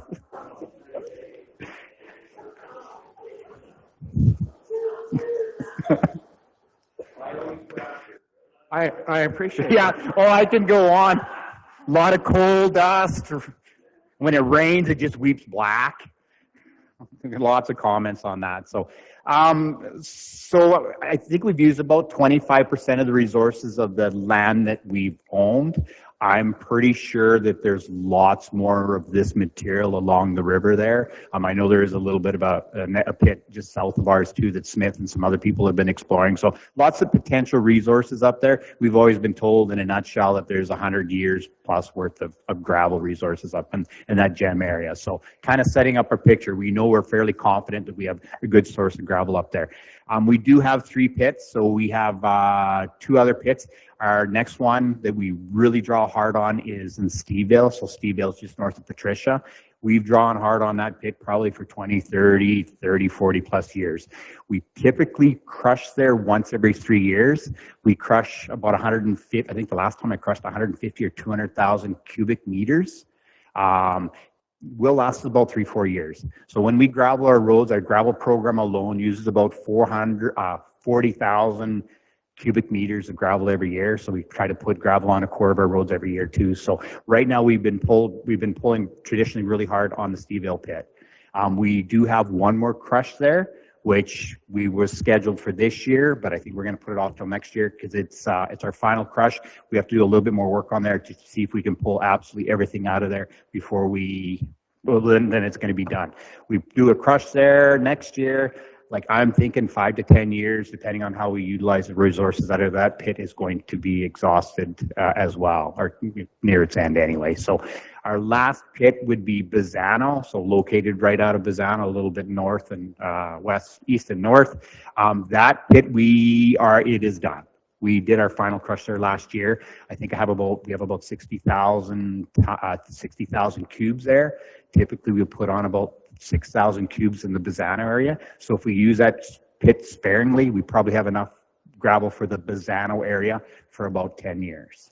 So we're kind of looking at that we are getting low on gravel. Jeff has done a gravel road study, so basically our gravel resource study. So we're basically looking at the whole region and see if there's any other gravel around there that we can potentially use or get it or extract. Particularly interested in the South Country, like South County, because it's tough. We have no more gravel down here. My gut feeling is there is gravel out there, but what happens with gravel, it's a lot more hard to get out our final product. So traditionally in the past, we go into a gravel pit, you dig into the pile, grab a big load of pit run, dump it into a crusher, crush it, a little bit of screening, and we put it on our roads, right? So it's kind of a 100% product in, we get 100% product out for our roads. What's happening with resources now, it's getting tougher to find rock with everything we need in there. So a lot more people are, when you can crush like a bucket load of gravel and you get a bucket load of sand that's useless and a bucket load of gravel. So that's going to be kind of the direction I believe we're going to see more in the future down in the south area. Of course, once we do our gravel study, that'll firm stuff up like that a little bit better. So anyway, got a little bit of idea on where our gravel is and where we're sitting at here in the next 5 to 10 years. We have recognized this for 10 years, that this is definitely something that we are going to be facing. So one of our strategies is if we run out of gravel, I know we're going to be having to buy it off of private industry, right? And we do have a couple of people in here that have lots of gravel. Well, some gravel in here, but you purchase off of them now, reserve our gravel resources for the future, because once we run out, we're going to be buying off them anyway. So probably for about 8 years, we did purchase gravel off of Brooks Asphalt or Smith Trucking. They do have a pretty good source down at the Bow City Colony there. They got a pretty good resource there. They're pulling gravel out there. Their resources there are getting skinny too. When I started, I think they got about 80 acres there of gravel, and they're pulling on the front half of it. They're already in the back half of that. I mean, there's other resources there too. So everybody's kind of in the same boat there too. So we probably about 6-7 years, we pulled enough gravel out of there to look after Rainier, Scandia, Bow City, and kind of looked after that area. And you just pulled from them, so we didn't have to pull out of our Steveville pit. I think there was a couple of years there that the provincial government had some excess gravel that we purchased as well, just to help out in the south area, so we didn't have to pull so much out of Steveville. So the last 2 years, what we decided to do was just pull material out of ballast. So I did it this year. We pulled out about 15,000 cubes out of ballast, just to kind of figure out what our costs are for trucking and the logistics of it. We did stockpile at our pile here in Brooks, at our facility here, and then we run a bunch down to Rolling Hills. What we do now is we'll take those resources and we'll use them around in Rolling Hills, and everything out of here we haul down to Rainier and Scandia, and try to lighten our load again on Steveville pit. So this year I hauled about 15,000 cubes, and last year we did about 11,000 cubes. I do foresee in the future that we're going to be, if nothing changes, we're going to be pulling more and more heavily out of the ballast or gem pit. So anyway, a little bit of history on what we did and how we've tried to remedy it all in the past here. So now just, I guess the reason why we're here, a lot of our big challenges is what I deal with is the drivers driving their trucks, from the gem pit down to here, and it's a lot of driving. And currently kind of a route there, I kind of explained it there, but I don't, you can see where our pit is right in here. So this is where our gravel pit is, right? So they'll currently use this yellow route. So we go up, a mile to the west, 2 miles north, scoot all the way across to 15.5 or the East Gem Road, right? And then we scoot down and hit the highway there, and then of course we drive on to Brooks and or Rolling Hills. So what I did for the purpose of this little summary quickly, I just use this Range Road 15.3 down here. That is kind of our point where I'm going to measure everything from, right? So current route, if we scoot all the way around there, I think it was about 25 kilometers. That would be a one-way route, right? So our current route is 25.5 kilometers. So that was our benchmark for how much we have to travel one way. Then I kind of looked at 3 routes that I know Mark and I and Jeff and even our truck drivers, we've all talked about, it's been talked about in the past, 3 different routes possibly shortening this route, right? So the first route is Route A. This one here, basically when you come out of the gravel pit and you're going west, you could do a mile on existing road, and then you scoot over another 2 miles on public road allowance. And then after that, you go straight south to the 556, right? So that route, if you take that, the savings on one way would be, I think was 14.2 kilometers. So that's a one-way route savings. So double that, that would be the distance that drivers would be saving. So it doesn't sound like much, but in the big schema here, I'll get down to some numbers and throw them out there. It is quite a bit. Our proposed route B was just to go straight west all the way to the East Gem, right? That one there was only a 5.3 kilometer option, right? A little bit easier possibly to get out that way, but it's definitely a route that we've talked about in the past. The final one was, and I know with road tours and stuff like that, we've always talked about this. It's kind of a something that we got rid of some land that it would have been beneficial, but it was just to use the old railway. So that blue line was the old, I guess, I don't know if it was CP rail, but it was definitely a railway at that one time that actually run the railroads. They probably had to stop their ballast pit and getting materials out of there. And anyway, use the old rail bed and tinker down to the same location, right? Definitely the shortest route because it's it's almost a straight line. I think the savings there was a little bit better than going Route A, but definitely something to consider. We always talked about it. It'd be nice if even if the tracks were still there, you could load up a bunch of rail cars and truck it right down to the Rosemary and do that too. So lots of discussions on it too. So overview, we just threw a couple of routes on there, a couple of different options for us to consider, look at, and try to figure out. So there we go. We got our 3 routes. The next thing, kind of back to what Jeff and everybody's talking when you do developments and stuff like that. It's just things that would be up against. So 3 things that we have to really look at when we're developing roads, for example, is like, for example, environmentally significant areas.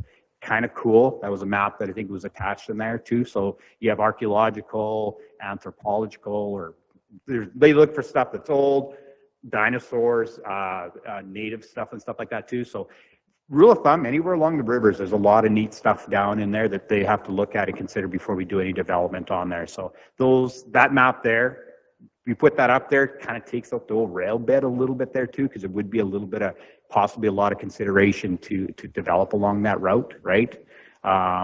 Rail bed, another thing is too, I kind of brought it up. I think when they turned it over, a lot of these rail beds, they turned over, I know the last round, they kind of turned it over to us. And then what they did is we just offered it out to sale to the nearest landowners. So most of the rail bed through this route, other than a little bit the EID owns, is owned by private landowners in there too. So for us to go that route, we'd have to either purchase or do a rental agreement or figure that one out on how to use that route. So anyway, kind of cool. This is stuff that we have to consider when we do any construction nowadays out in the field. Historical resources. Oh, so this one popped up. So anyway, this is our wetlands. So definitely anytime you're doing any work now with Wetlands Act, you definitely have to take a look at and get a firm out there to look at the wetlands in the area too. So Mark noted he knows this area pretty good. He hunts a lot out there. Lots of hills and dips and hills and dips. Wherever there's a dip or a pond, there's a significant chance of water being deposited there. So that's something that you have to consider. We know with going, especially the south route there, with all the wetlands present there, there is there is quite a good chance there that we'd have to pay quite a bit of money to either take over or erase the wetlands. If their wetlands are going to disappear, you either replace them with another wetland or you pay a fee for them disappearing, right? So little bit there, especially going the south route there is a potential for us to come up against wetlands that have to be dealt with. So there again too, we have to do that with everything we do. I clicked on historical resource. Be saved right. Yeah, that's what it's called there. So I'll go on the wetlands one, which should bring up our last one, historical resource. Only both say wetlands. So you were right. There was the same, the 2 maps, right? So there is another one there. I did attach 3 of them there too. Basically, it's environmental significant area. So that's another consideration you have to do in there.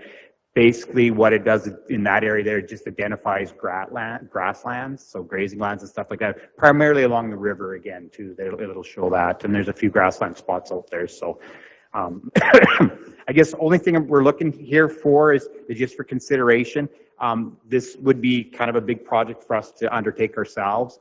We were just looking at possibly just hiring some contracted services to evaluate the road, how we do our services right now, and then most importantly, kind of give us a ballpark on like a cost benefit analysis if this just makes sense for going forward with this project.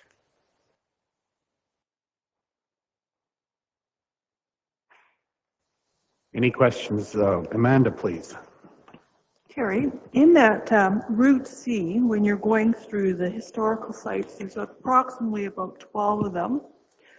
What would that cost be, like ballpark? Do you know? Not a clue. Yeah, And I wouldn't. the landowners, also, how many landowners would that I incorporate? think there's 2 or 3 definitely in that area. 3 of them. Yes. I would say maybe Okay. 4. Yeah. Yeah. Okay. That's awesome. Thank you. Go ahead. Thanks. Holly? Is this all undeveloped land, all the places you're looking at going? It's grassland, prairie, that sort of thing?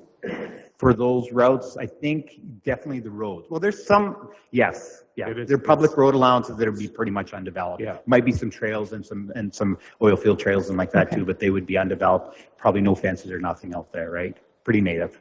It's all grassland. Yeah. Okay. And I can speak to how they do the assessments. I was just talking to a archaeological company last week, and he said they were looking at one in Bow Bow Island, and they found a whole bunch of teepee rings on the gravel site. But once they looked at them, they were able to move the rocks and then go ahead and do the pit. I was kind of surprised. He said it wasn't a big deal. I'm like, oh. Dan, please. Just curious, what level or what standard of road would you be building? Would it be like a path, or would it be like a two-lane graded surface here? What are we looking at? I think if we are using this road regularly, I'm guessing it'd be like a collector and arterial road. So a good 8 meters high, and probably want it fairly high above the road, so we don't get any snowing or drifting like that. And definitely somewhat of a foundation, or a good base on it too, so it doesn't blow out on us. I mean, if we're going to be hauling, we hauled probably 750 loads out of there this year, and if we move the majority of our gravel out of that area, I mean, we're potentially looking at 2,500 loads to 2,500 loads a year out of there, and that's a lot of loads. So we want something that works well and works good for us. Our biggest concern with our drivers right now is they're driving on a road that's low grade sandy, and it's washboard, and a washboard's nice, but on these gravel trucks when they're loaded, it's hard on their kidneys, it's hard on the trucks, it's hard on the nerves, and it really vibrates. So for us in the past, it was really easy. We hauled out of there for a couple of weeks. We just pushed everything off to the side and got it down, and they hauled quickly and then pushed all the material back on. Loose material with trucks, you get washboard. So that was our practice. But if we haul out of there all winter, it's a tough practice to push all the gravel off the side. You get a snowstorm, and then we're getting rid of it. So it definitely a higher grade road. But that'll be part of the study. What recommendations they make for us. Gut feeling, a nice high grade road it's usable 12 months of the year for hauling material at full time, right? Thanks, Terry. Go ahead, Holly. Two more questions, just to clarify. So what you're looking for is someone to do a study to look at basically 4 options, because you're going to look at costs on the roads you're using now as well, because you have to build it up. So you're looking at 4 different road options and the savings or cost per each. Correct. Or if somebody else has any other ideas too, right? Yeah. So we've beat this around pretty good. We got pretty good ideas on what'll work out there, but who knows? There might be something else that'll work better for us. I think that in your assessment, you talked about consideration for other areas of gravel in the county, which would quite, on the front end, impact. Like if you're able to find some other gravel resources in the south, that would significantly impact the dynamic of this in the short term, at least. So what's the time frame of that, of knowing where we're at other places in the county? I believe we should have some results here very soon. Yes, yeah. I mean, and that's the thing, is it's quality resources. The next thing, our biggest cost is trucking, right? And that's why we've always refrained from trucking it up north. There's well, it's expensive to move gravel and trucks on there too. So if by chance we find a 100-year supply of gravel somewhere in the Rolling Hills or Scandia area, this is, yeah, it exactly. It's like, it's good. It's tough because there's a lot of private people who have been digging around here for a long time, and I think everything has been looked at pretty good. But the crew that's doing our study there, they've found some pretty good gravel sources where nobody's found them before. So we might get lucky, right? We might get lucky or get fortunate to find some good source of gravel down around here too, right? And then again, it goes to quality gravel too. How much do we have to do to make it so it's usable on our roads? So, yep. Some simple math, at 2,500 loads a year, if you're saving 14 kilometers one way, that's 70,000 miles a year. Yeah, kilometers. Yeah, I worked it out really quickly, and it's about $50 a load. So we hauled around 700 loads this year, 750 loads, $50 a load. It's around $20,000, right? And if we double or triple that, no, it's actually more than that. It's close to $40,000, right? Yeah. So you triple that, we're looking at 80, 90, or over $100,000 in savings there. And when we invest in a road, $4 million over 35 years, it's about the same. It's almost a break-even point. That is just really quick numbers out of our head, right? I mean, price of fuel's doubled. Everything you do now, you throw out the window because everything's a little bit off. So, but that's something, part of we get these group and engage them and look at it and see if we get any closer on those numbers. So, okay. Good, thanks. Kelly, go ahead, please. Just a quick comment about option B is the corners, the windy road. That's something to keep in mind when, because train tracks just went down to get to a place. They didn't care how many turns and stops they had, or it was to get to a place. So that's a consideration, but good work, good study, I think. Okay. Any other comments? Seeing none, I think we'll divert further discussion to our next discussion around the budget, right? So this be a budget time? Okay, cool. Thank you. Thanks, Terry.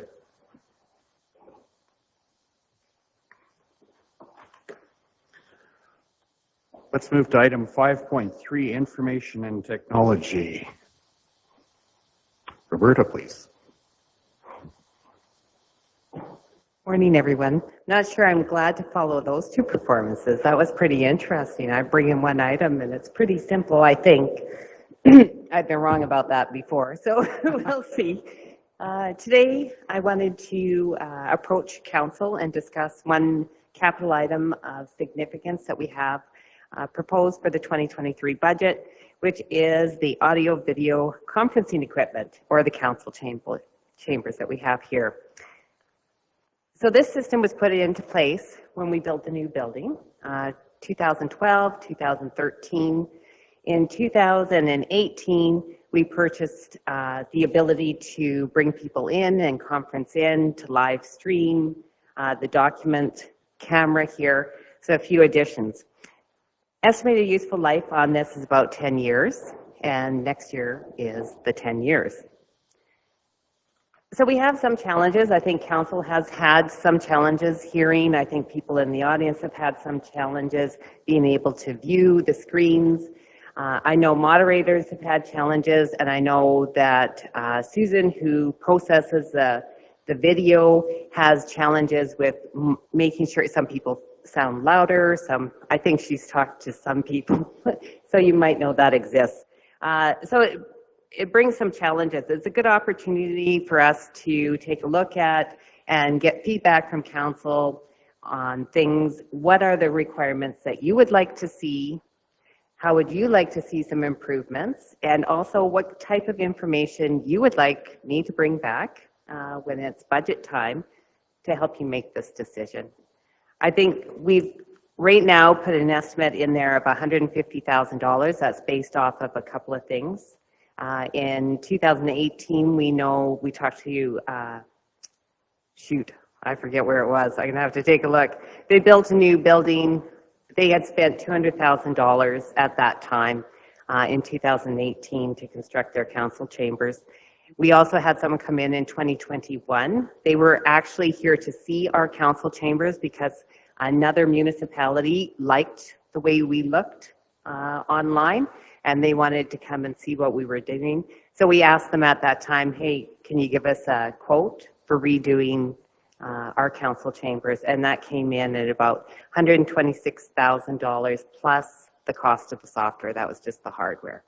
So the 150 with things, inflation, way things have changed, we might want to bump that a bit, but I'm hoping to get council's feedback again, both on what you would like to see in a new system and what you would like to hear from me at budget time to make sure I give you the information you need to make decisions. Other questions? I have one, and this is, I'm not sure if you've got the answer, but probably Matt would. What is are we compelled by the MGA to fully record all of our meetings at this point? The video and audio, or one or the other, or any of that? No, we're not compelled to record it currently. There's several municipalities that don't live stream, and there's several that don't host a YouTube channel where you post the videos. I do. Okay. Go ahead, please. Yeah.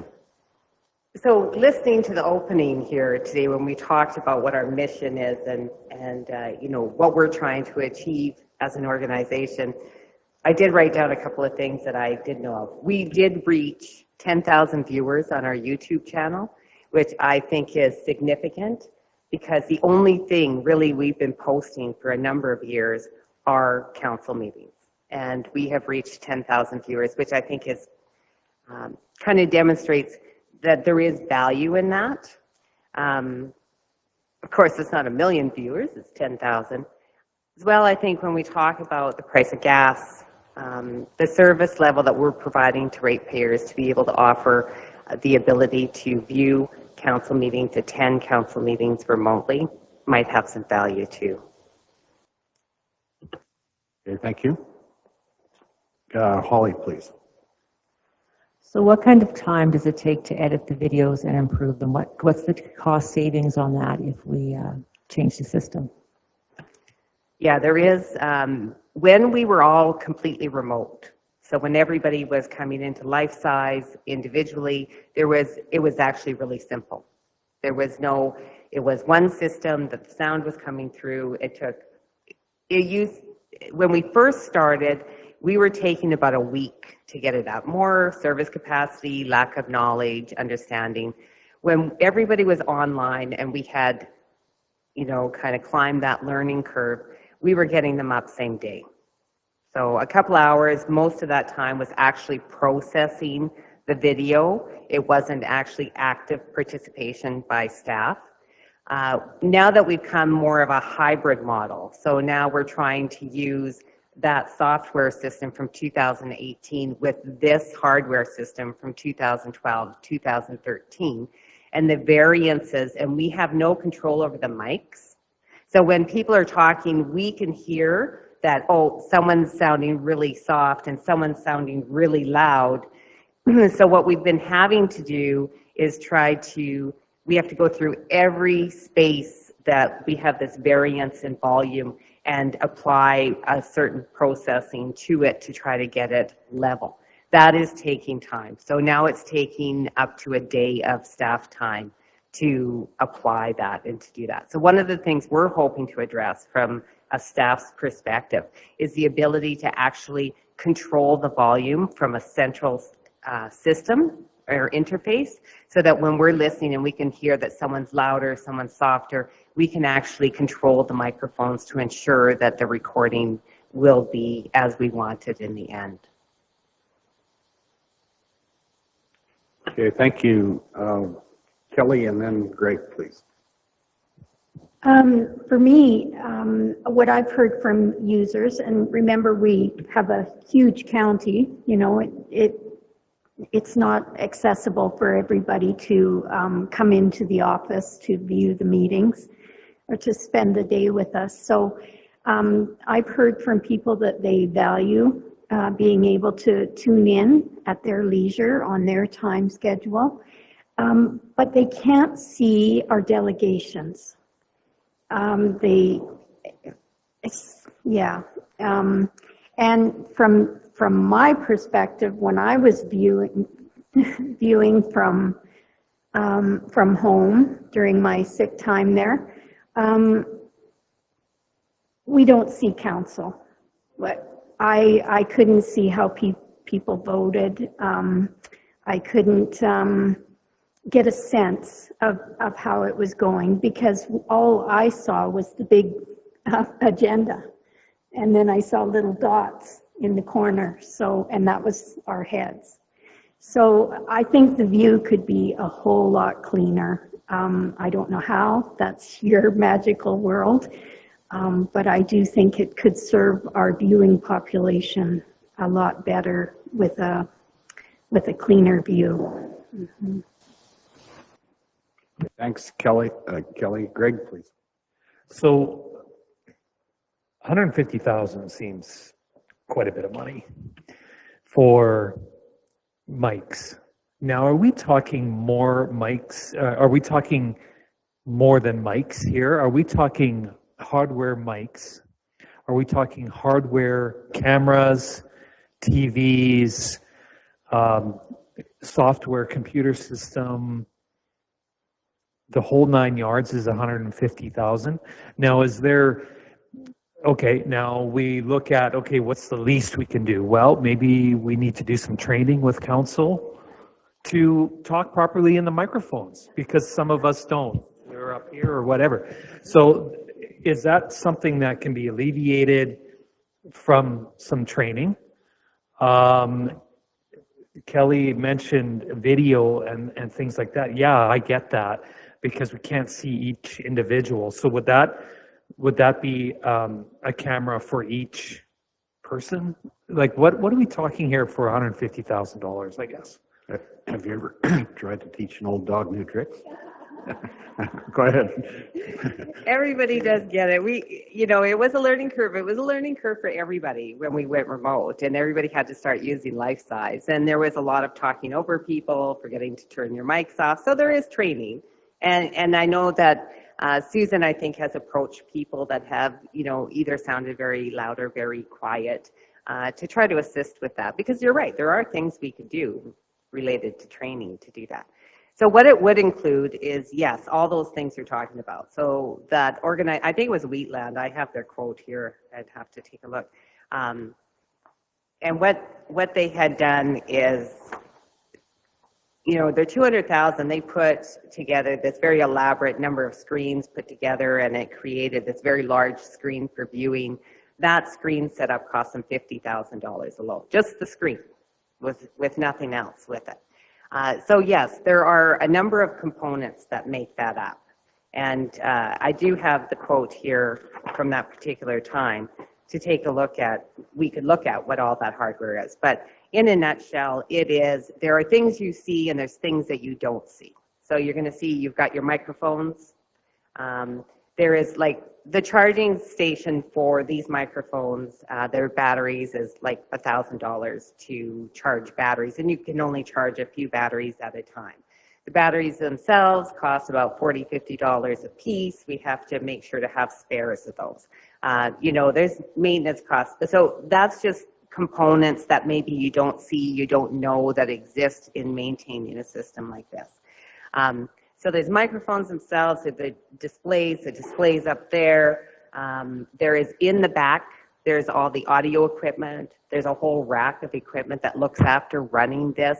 There's the ability to bring outside people in so they can participate either on the phone or how, I guess now we do it with life size. There's this document camera, so if someone here is presenting, they want to display something on the screen that's paper, they have the ability to do that so that you can all see it. What Kelly talked about, and sorry, I'm not very formal, Councillor Christman talked about the ability to see faces, and this is what we've talked about in IT department. There are ways, so there's cameras that you can actually have 2 or 3 of them that are set up in the room, and what they're done is they're voice activated. So when you turn your microphone on, that camera, knows that you're going to speak. But what you don't want is, let's say, someone's speaking here, now someone over here is going to speak. You don't want to see the camera going over here, right? So what you want is this camera's here and that microphone's going to be coming on. So this second camera is going to go over here and it's going to just hand it off. So it's a smooth transition between different people speaking. So there's a number of things. A large cost of everything is software. A lot of these things, like all of the video is really sent up to the cloud. There's cloud space, that's where it's processed, that's where we post it. So software is a significant cost. This quote that we got in 2021, we can look at it, and that's why I want to understand, what does council want? Do they want all the bells and whistles? Do we not want all the bells and whistles? How do we want to approach it? So there's different components that you can get, and then your software is going to be on top of that. So the 126, it was between 79, so they kind of give you a range depending on what you want. About 80,000 to 126,000, and on top of that is the software. The software that we pay right now for life size, that actually jumped about 33% this year, between last year and this year. We see all the software is jumping between 5 to almost 30% for all of it. And that becomes a greater significance. Actually, the new firewall, the annual operating cost actually increased about 50 to 60%. So, you know, there's all those things. Thanks. Neil, and then, no, Greg, you had a follow-up, right? So life size. We all have 2 cameras. Like I have 2 cameras sitting in front of me right now. Is there any way that we can enhance our life size system to, like if I had this camera on right now in life size, it would show up there, it would show my face, right? Can we use the technology that we already have, which is substantial, and some training to do what we essentially want to do? Is that possible? Not that I'm aware of. Now, that doesn't mean that it's not possible. It's just I'm not aware of what it can and cannot do. My understanding of it is I want to say no, but I haven't asked specifically about those things. We are all about leveraging the software that we have, the hardware that we have. We do that with everything we do. We look at, before we move to something different, we want to understand, do the tools we have right now achieve that? Part of why I would, in just my opinion, I would support a change is because the equipment is already 10 years old. If we were looking at equipment that's 5 years old and we're just saying we don't like that we can't see everybody's face or whatever, I think exploring how we can change things up investing that time might be a little more important. Maybe all we have to do, like you're saying, is switch the software that we're using. And we've examined, we actually got a quote for Zoom and Teams. I don't think it was last year's budget, the budget before. And it was actually, what we were paying for life size at that time was probably under 20,000. Zoom came in at over 40,000 for the same functionality. So, you know, but that was comparing the functionality that we had that existed, maybe to have additional options. So, you know, maybe that's what we do. We can switch to a different software that might cost us more money annually, but it might offer us more features. It doesn't change the fact that the equipment is 10 years old. So, you know, failures might happen, but. Thanks, Neil. Yeah, I agree with what Roberta just said. Like, that'd be like using a 10-year-old cell phone. Like, it's done. And being that everything else around here is top shelf, the equipment, the building, everything at the county, why are we going to cheap out on a little bit of a video expense? It's going to last 10 years again, isn't it? That would be the hope. Yeah, I think if we're going to do it, it's probably time. If there's complaints, I'd back whatever you want to put in. Okay, thanks, Neil. Well, I have a question then, Holly, please. Would these be voice-activated mics? Is that what you're thinking or not? Yeah, something along that line. So you don't have to turn them on. Yeah, you don't have to turn them on, turn them off. You don't have to turn your volume up or down. Yeah. There's things like, sometimes people say, oh, darn, someone's, you know, their volume on their microphone isn't set. Then we have to scurry up here and try to, you know, slip in and, you know, try to change your microphones. I'm sure you've seen us all trying to do that from time to time. Yeah, so, I mean, the technology's changed. It's been 10 years. Yeah. There's a lot more options out there. Well, and changing rapidly too, yes. I would think. Holly, go ahead, please. I just pulled up Wheatland County YouTube and Newell, Lethbridge County and County of Newell to see them all. Our thing is we've got the budget as the biggest thing. If the other ones just have them being recorded, if we pulled out the budget, you could actually see us. So I think it's more our setup that we can't see what's going on than other things. So I don't know why it's set up that way, but that would be the reason to see everybody better. There is the option to change the layout, and we have changed the layout before. So yes, you can get rid of the larger screen that's on there that shows the agenda. And of course, part of the complaint is nobody's manning the agenda. It's not moving up and down along with the discussion. And yes, you can actually bring that down and put up a larger picture of the council chambers, but you still can't see everybody very well. I mean, it improves it, definitely it improves it. Yeah. Okay, thank you. Any other comments or questions? Again, our final decision will be ahead of us, but I think we'll see this further developed, and I'm sure that any technology you'd look at would be something that's upgradable or that would be anticipating potential future upgrades that would add value to the quality, I imagine, all of that, eh? Is there anything specific that council would like me to research and bring back before the budget meeting? Is there some stats I can get? Is there some comparisons? Is there anything that you would like that would assist you in making a decision? Thanks for that. Go ahead, Lynette. Yeah. Well, it seems like everything you're going to do is going to improve it, but a lot of times when we have somebody remote, they are very hard to hear when we're in here.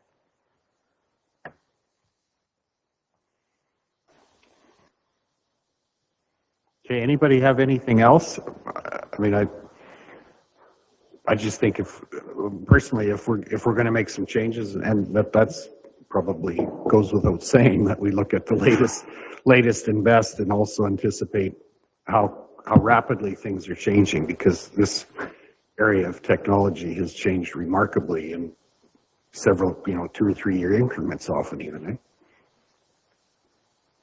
Eh? Okay, thank you. Thanks, Roberta.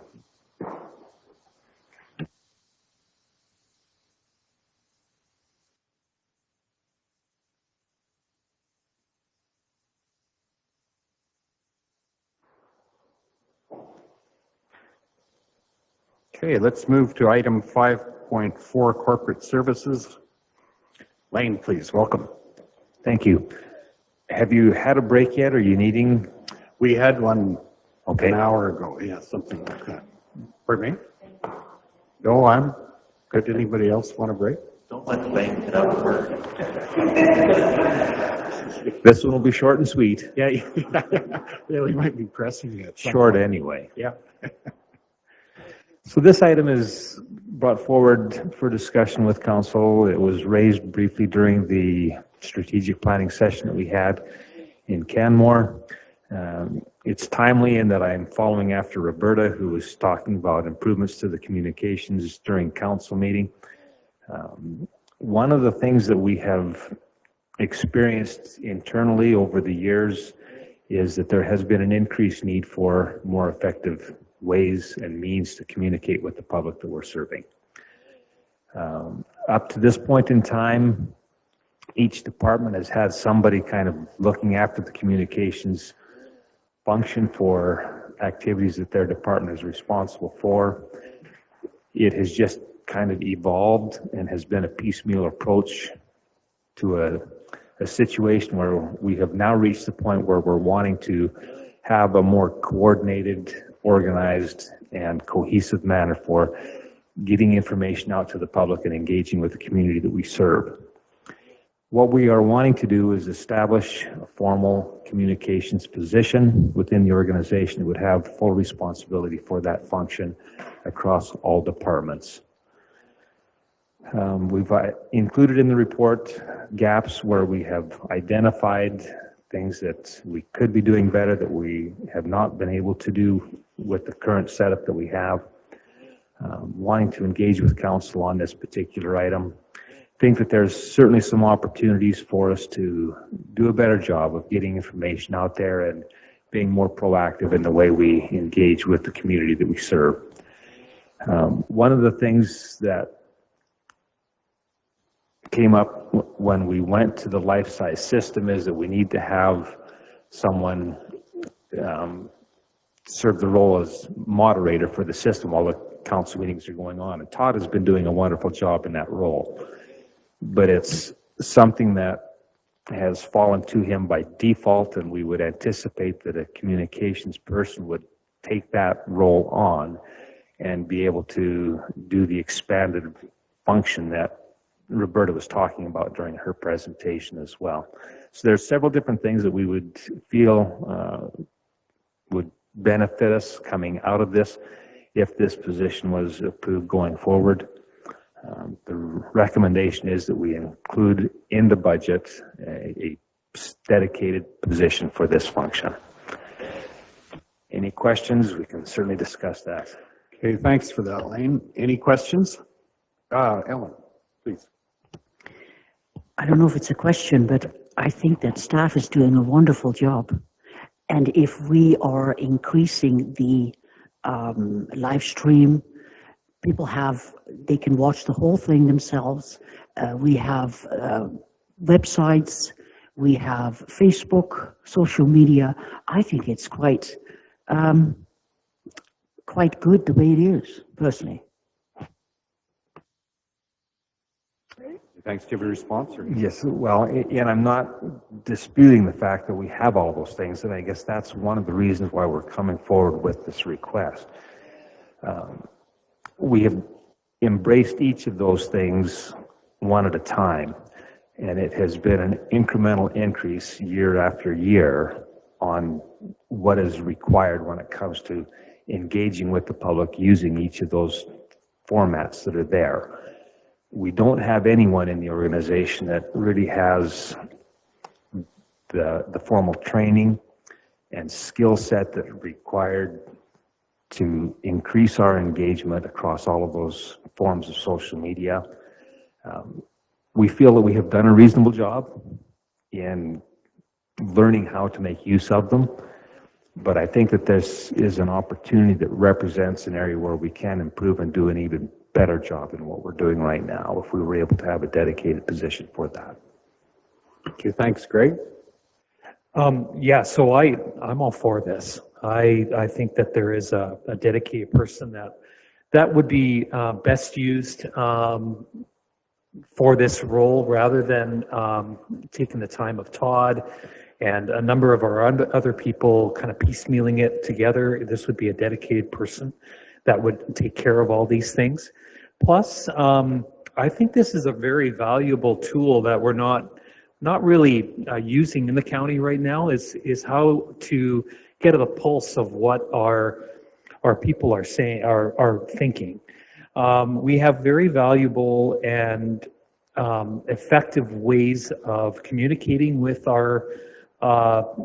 with the people, our ratepayers, and through either Facebook or whatever means. This could be enhanced to use items like SurveyMonkey or other items like that in order to get an idea of what people are thinking. Like, let's say, a tax levy in Rolling Hills or a tax levy at Lake Newell Resort for a pathway. We're doing that right now for the pathway, and I'm going to bring this up later. We're kind of doing that through our Hamlet Association and kind of piecemealing it together, and it's difficult because everybody's time, these are all volunteers that are on these Hamlet boards. If we had someone at the county to help us out with those things and are effective in that role to assist our hamlets and our ratepayers and things like that, I think it's a very valuable tool that would be enhanced by a role like this. So that's my opinion. Thanks, Greg. I have a question with regard to, is there potential to reduce some of our, say, print advertising costs with this going forward? If you look at, maybe the potential to drive two-way communication, which I think has always been a challenge. We put stuff out there, but it's kind of not lost in translation, just lost in the fray, whereas I expect there's probably opportunity with the right resources to drive information to where there are people interested in picking it up, and then also enabling potential to respond back to us, and in the course of that, maybe reducing some of our budget for print advertising, for example, which I don't know what that number is, but it's probably a fairly significant number, which would mostly go through local papers and that kind of thing, I guess. That's a good question. It certainly has the potential. I'm not going to suggest that it would result in a significant reduction. There's two different types of information that we've been using print advertising for. One is mandatory stuff where it has to be, notifications have to go out. But there has also been an increased effort to just share public information and increase awareness. And that kind of content doesn't necessarily need to be placed in printed or even on through the radio stations. That kind of information could be pushed out through social media channels and certainly done at a reduced cost. So the potential is there. I'm not going to suggest that it's going to result in a significant saving over the advertising costs that we are spending, but the potential is certainly there. Thanks, Lynette, please. I would just like a word of caution on going too much to the social media. I heard quite a few complaints after the rodeo that really the older people in the community didn't even know it was going to happen because it really was only out on social media. So we'll just make sure we're not losing that. Yeah, that's a good point. Neil and then Holly, please. Yeah, I was just going to say that, like, I think I mentioned before I got in the county, I paid zero attention to what's going on. And I don't think I have one neighbor, I'm just going around my head, the block there, that's ever going to be on Twitter, TikTok, Facebook. They just don't do it. They like their little mail out handouts, got something from the county.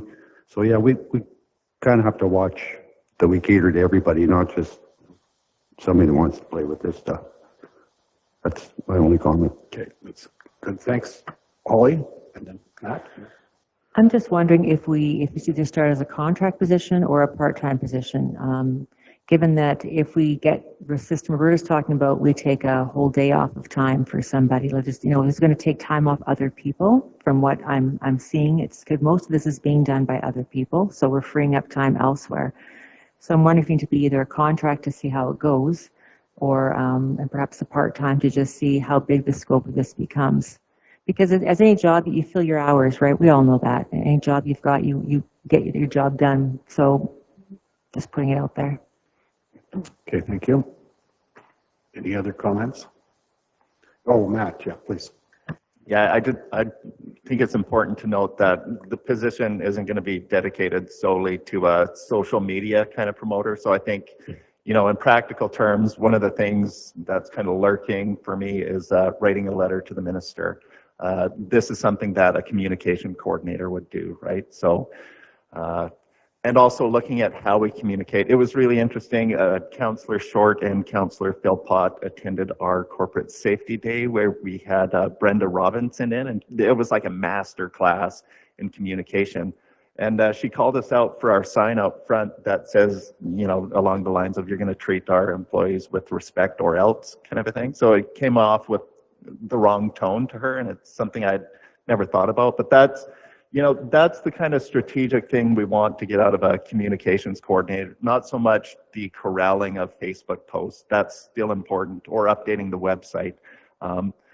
But getting strategic. We've had some missteps in our communications over the years, not this most recent one, but and that's kind of what we're looking for, right? Is somebody who has a talent in this space and can pull these items off, whether it's Todd, Ariana, Jolene. There's a dozen people who are all kind of doing a little bit, and we think the body of work has grown enough that you could bring a talent in, whether it's contract or whatever, different ways to look at it. But we think it's worth a pitch during interim budget. Okay, thank you. I think there's probably also, and I'm just kind of thinking about what potential might be, but we know exactly how many ratepayers we have, right? There's probably potential to identify how they want to individually, and that's not part of this project in the front end, but ultimately you could tell exactly with every one of them how they want to be communicated with, to the point where you wouldn't even need to send any print material to some of them. I expect as people get more comfortable with e-trans, all kinds of electronic modes of communication and transfer. So, anyway. So, Kelly, go ahead. I see this as more than that, though. That's the how-to and the physical part. But what I'm hearing staff say is that this is about the proper tone or the English language. Say what you mean what you say in the shortest amount of time. So it's a real skill. It's a trained position that would get to the root of what we want to say in a short order, in a short manner, in the most professional manner, and present in the most professional manner. That's what I hear going on here. And those kind of people don't come cheap. Those are trained professionals who will, and maybe it is a contract position to try out, but I hear what staff is saying, and I know that it can alleviate a lot of problems if it's done correctly the first time. Yeah, thank you. I think that's partly mechanics too. It's communications expertise is valuable to the organization. Dan, please. I think a public relations employee is a great idea. Does the city of Brooks have one of these? And has there been any discussion with them as to if theirs is underutilized? Maybe there's another way of, sounds like no on this side of the table.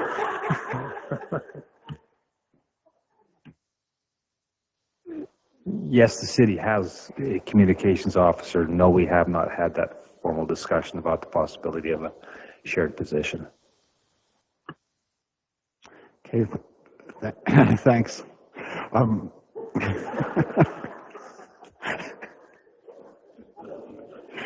Anyone else? Sorry, inside joke. It wasn't very funny. Sorry. No other questions, I think. Appreciate that presentation, Lane, and we'll hear more, I'm sure. Thanks.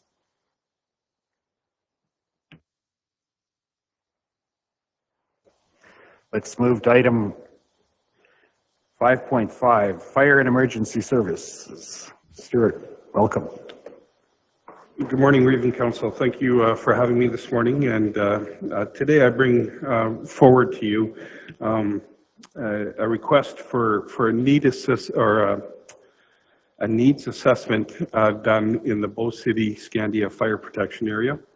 Back in 2019, when I was hired into this position, and my predecessor was driving me around, showing me the different fire halls that were within our communities and stuff. This was one area where we spent a little bit of time because there's two fire halls that are in this area currently. The one fire hall in Scandia has a water source attached to it that allows the fire trucks to be filled readily.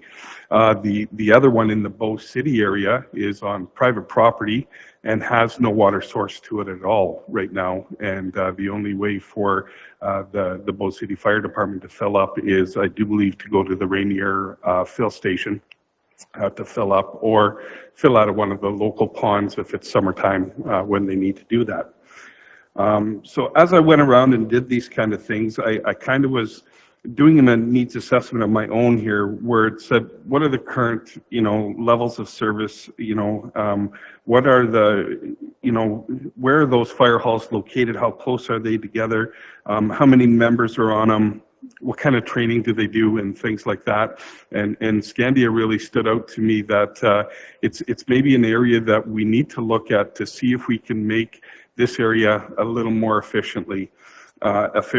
And for me to do it and say it is one thing, but I think it would be best if an independent person came in and did this assessment for us to let us know exactly what our needs and our wants are within this fire division area. Things like, are new fire halls needed in this area? Are two fire halls needed in that area, or can they be combined together? Or You know, do we have the necessary equipment to deliver that service as well? Because that's another thing that I identify in that area is, do we need 2 engines, or is it a engine and a pumper tender, which is a excessive amount of water to allow for fires in that area, as well as a rapid response vehicle. So those are the thought patterns that I was going through, that if we did a needs assessment for this area, we could get those answers. I did a little research to find out what that costing might be, and currently the budget pricing for that is roughly $50,000 to have an independent person come in and do that assessment. I could read off all the areas that they would cover off, but there are multiple ones here. But at the end of the day, what they would do is they would tell us exactly what we need in that area and how we could make that area a little more efficient. So before you today, we'd like to plan to maybe move ahead with this study in 2023 at a cost of $50,000. And a couple options would be to move ahead with the study, or would be to not move ahead with the study in 2023. And my recommendation would be for us to move ahead so that we can plan for the future and what we need to do in this fire protection area. Okay, thanks, Stuart. Are there any questions or comments? Kelly, please. My question is about location of the fire stations. We know there's one fairly accessible to Highway 3 and 36 at Tabor. There is not one relatively close to that major corridor until Hannah? Would that be? Till when? Till Hannah? No, I mean Dutchess and Rosemary. Well, we got Dutchess and Rosemary that are fairly close.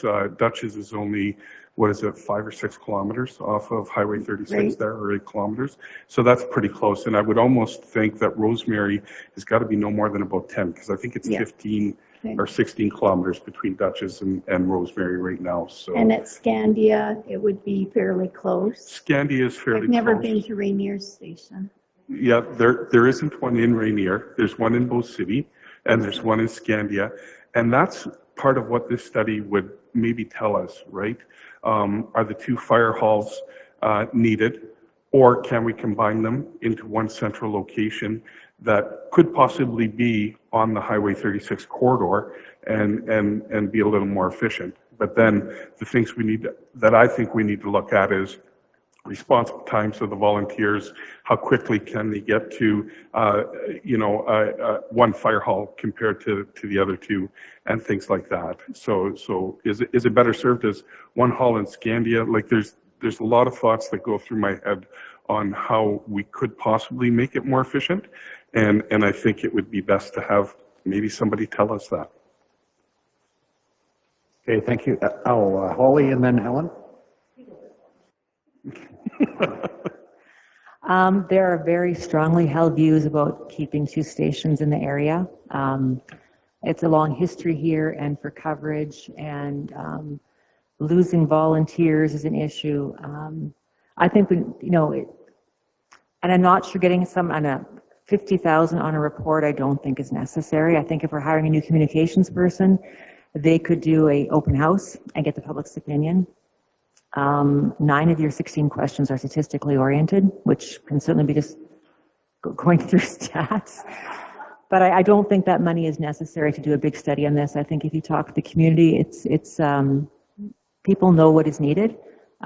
It's been discussed a lot, and some people feel very threatened by the talk of having one central location. So it's rather a sensitive topic. I think we could do it in-house. I don't think the 50,000 is needed personally. Okay, thanks. Ellen, and then. Yeah, I would echo Holly's answers. I think if you get someone from outside in, they're new coming in. The fire chiefs have obviously a lot of experience. The firemen themselves, you personally, are obviously very familiar with the area itself. So I'm wondering, are you going to get any different answers if you get somebody from outside? I mean, the local people know what the local people know. And again, the statistics, we're all aware of how many calls are going to be vehicle related, or some are medical related, and some, of course, are fire related. So I would also say that I think it could be done in-house, in my opinion. Okay, thank you. Greg, please. So right now, a central location would be, from what I see, would be a good idea, but it is a sensitive topic, and the reason why it is a sensitive topic is due to volunteers. Let's say if we were to put a central location in Rainier, that would help Scandia, Bow City, and Lake Newell Resort, really, as far as that goes. The problem is there's nobody that lives there, and it would be very difficult. It'd take longer for the volunteers to come from the areas where they live to go to the station and then out. So I get where the central location is a problem. The study is expensive. I know that these studies aren't cheap. $50,000, that's quite a bit on a study. That's just my opinion. And I would like to, if council decides to go through with the study, I would like to throw in Lake Newell Resort in this study also. Just because if there is a fire that does happen, to come from Brooks out to Lake Newell Resort, is it better serviced in a more central location? Is Brooks, or should Lake Newell Resort have a fire department? That's part of the study that I'd like to see also, because there is a significant number of residents that live in that hamlet. So, thanks, Greg. Holly, please. Lake Newell Resort is serviced from Brooks, I believe, and what's the response time for that, Stuart?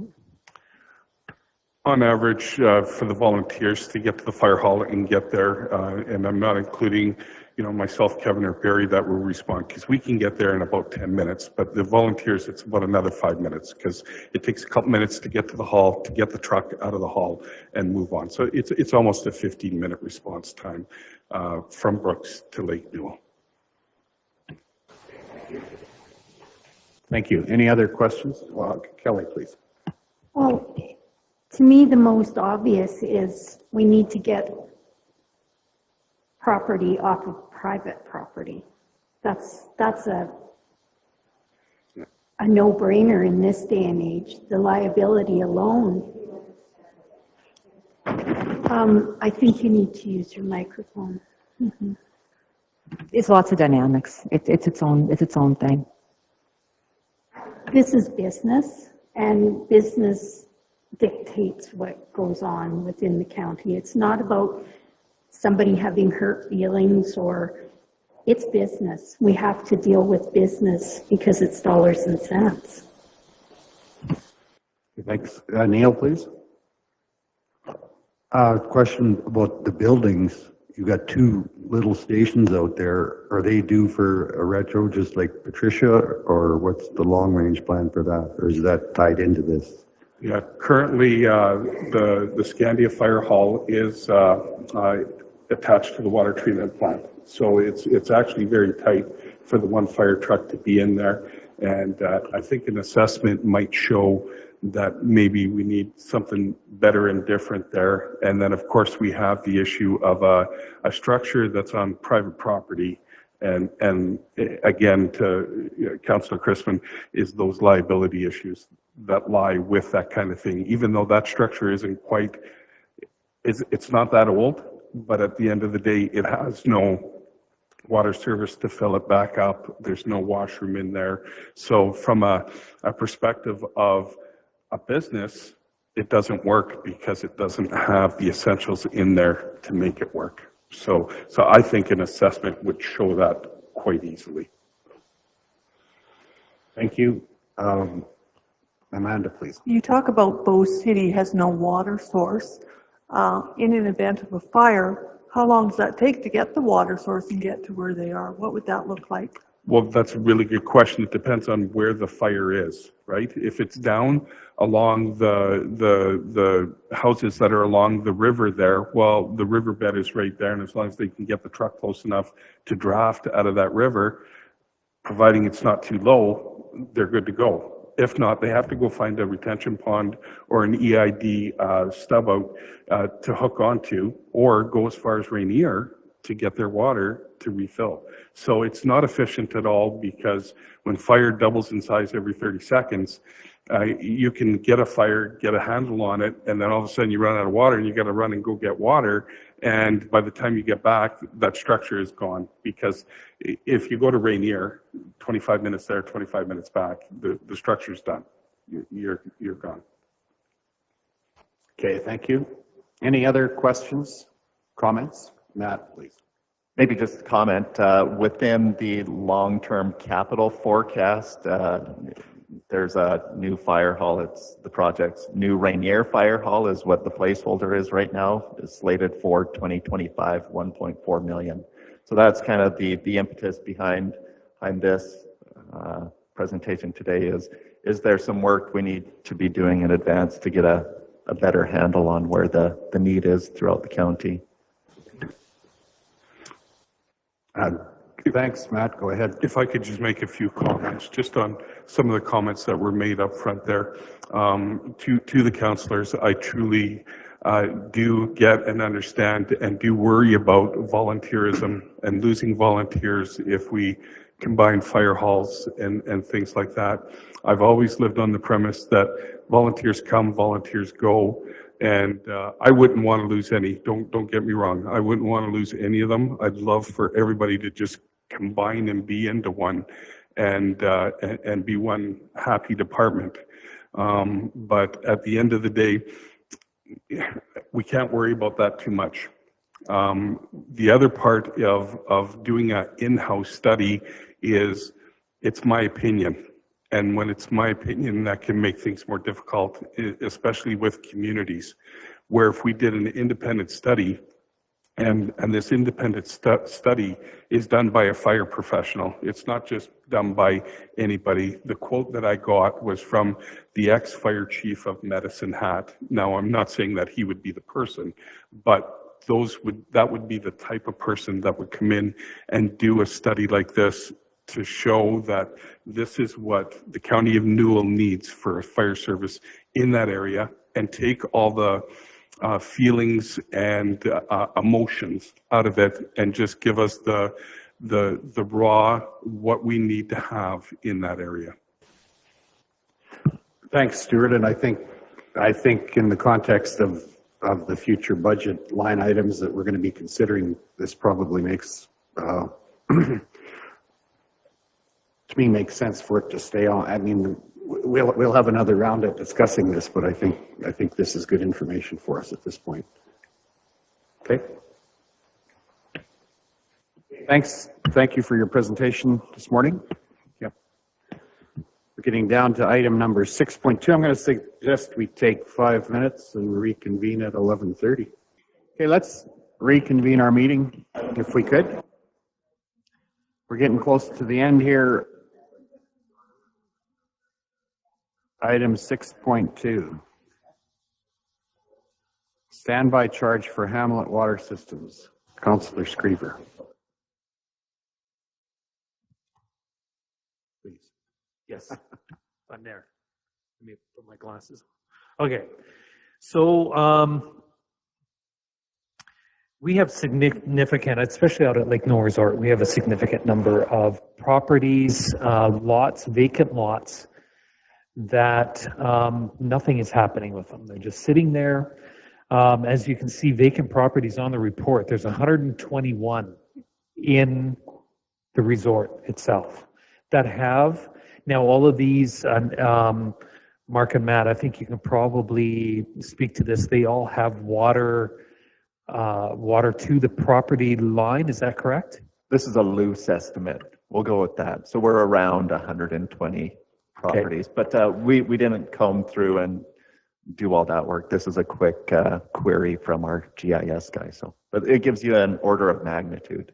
Okay, so upkeep, keeping our systems up to date, maintenance, these type of issues. And I think, and then when we were doing the rural water workover, when I heard that there were people that didn't draw the water or weren't hooked up to the water system, but they would still charge that basic charge to their property for rural water, that got me to thinking, well, what happens in the hamlets for vacant properties? So I asked the question, and no, they're not charged this basic cost, this flat cost for the water to be at these vacant lots in the hamlets. And I'm going, that's not fair. I'm thinking that if we're charging the rural water users for the water to be there, even though they're not hooked up, why aren't we doing that the same in the hamlets?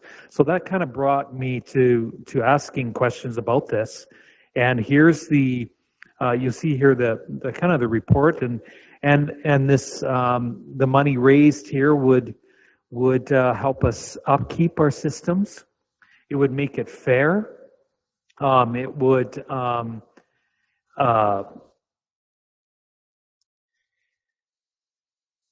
I lost my train of thought, but yeah, the fairness is there, right? And I think that the other thing is that maybe it'll help these hamlet owners, these vacant lot owners, to maybe start to market their property to sell them or build on it.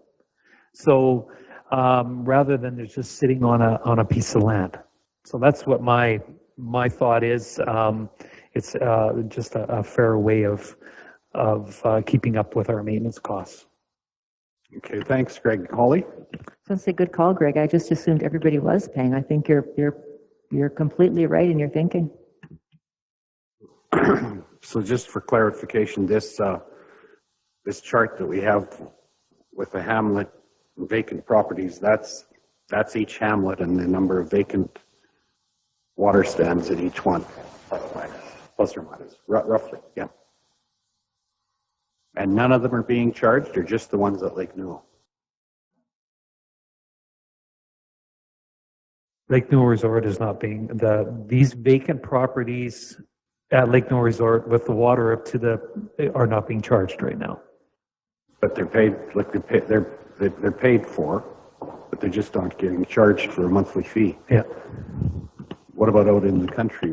I'm aware of one in the country that pays an annual fee of $400 and some, I believe.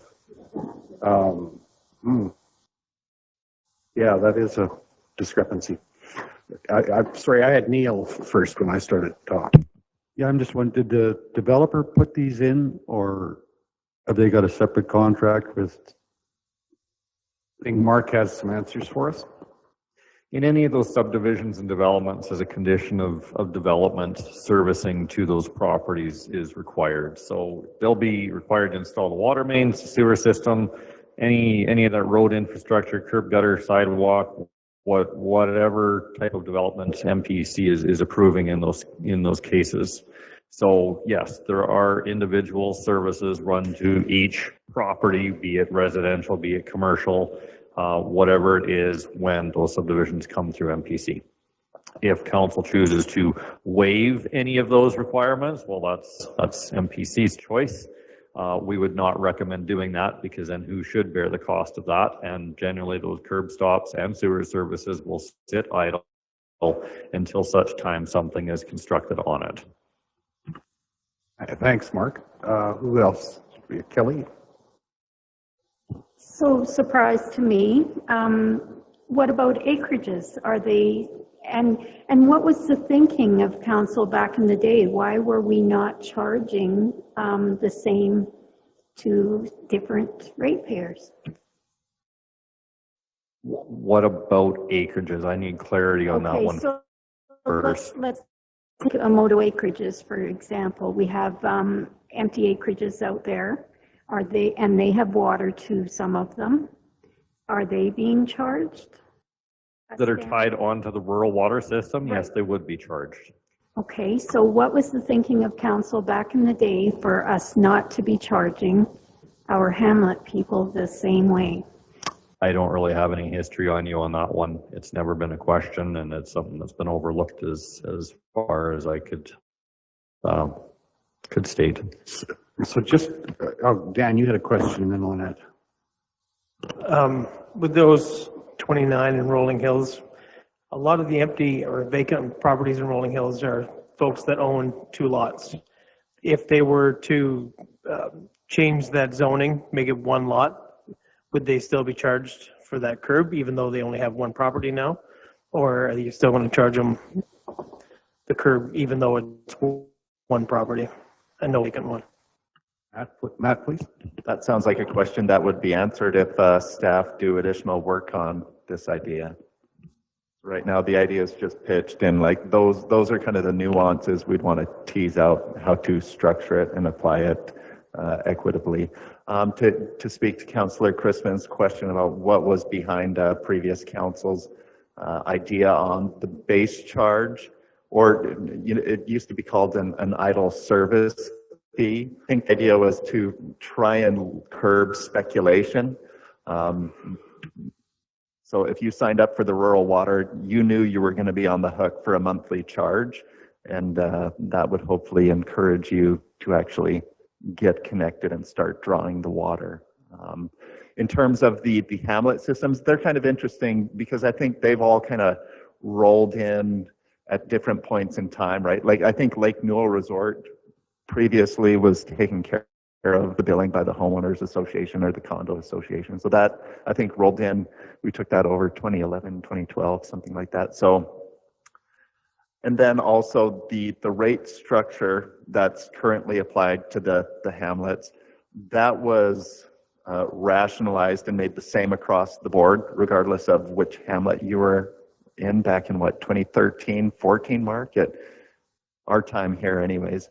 So there's been it's been an evolution. This is an interesting idea to see, I see $100,000 and I think, well, that fills in that $1 million gap a little bit.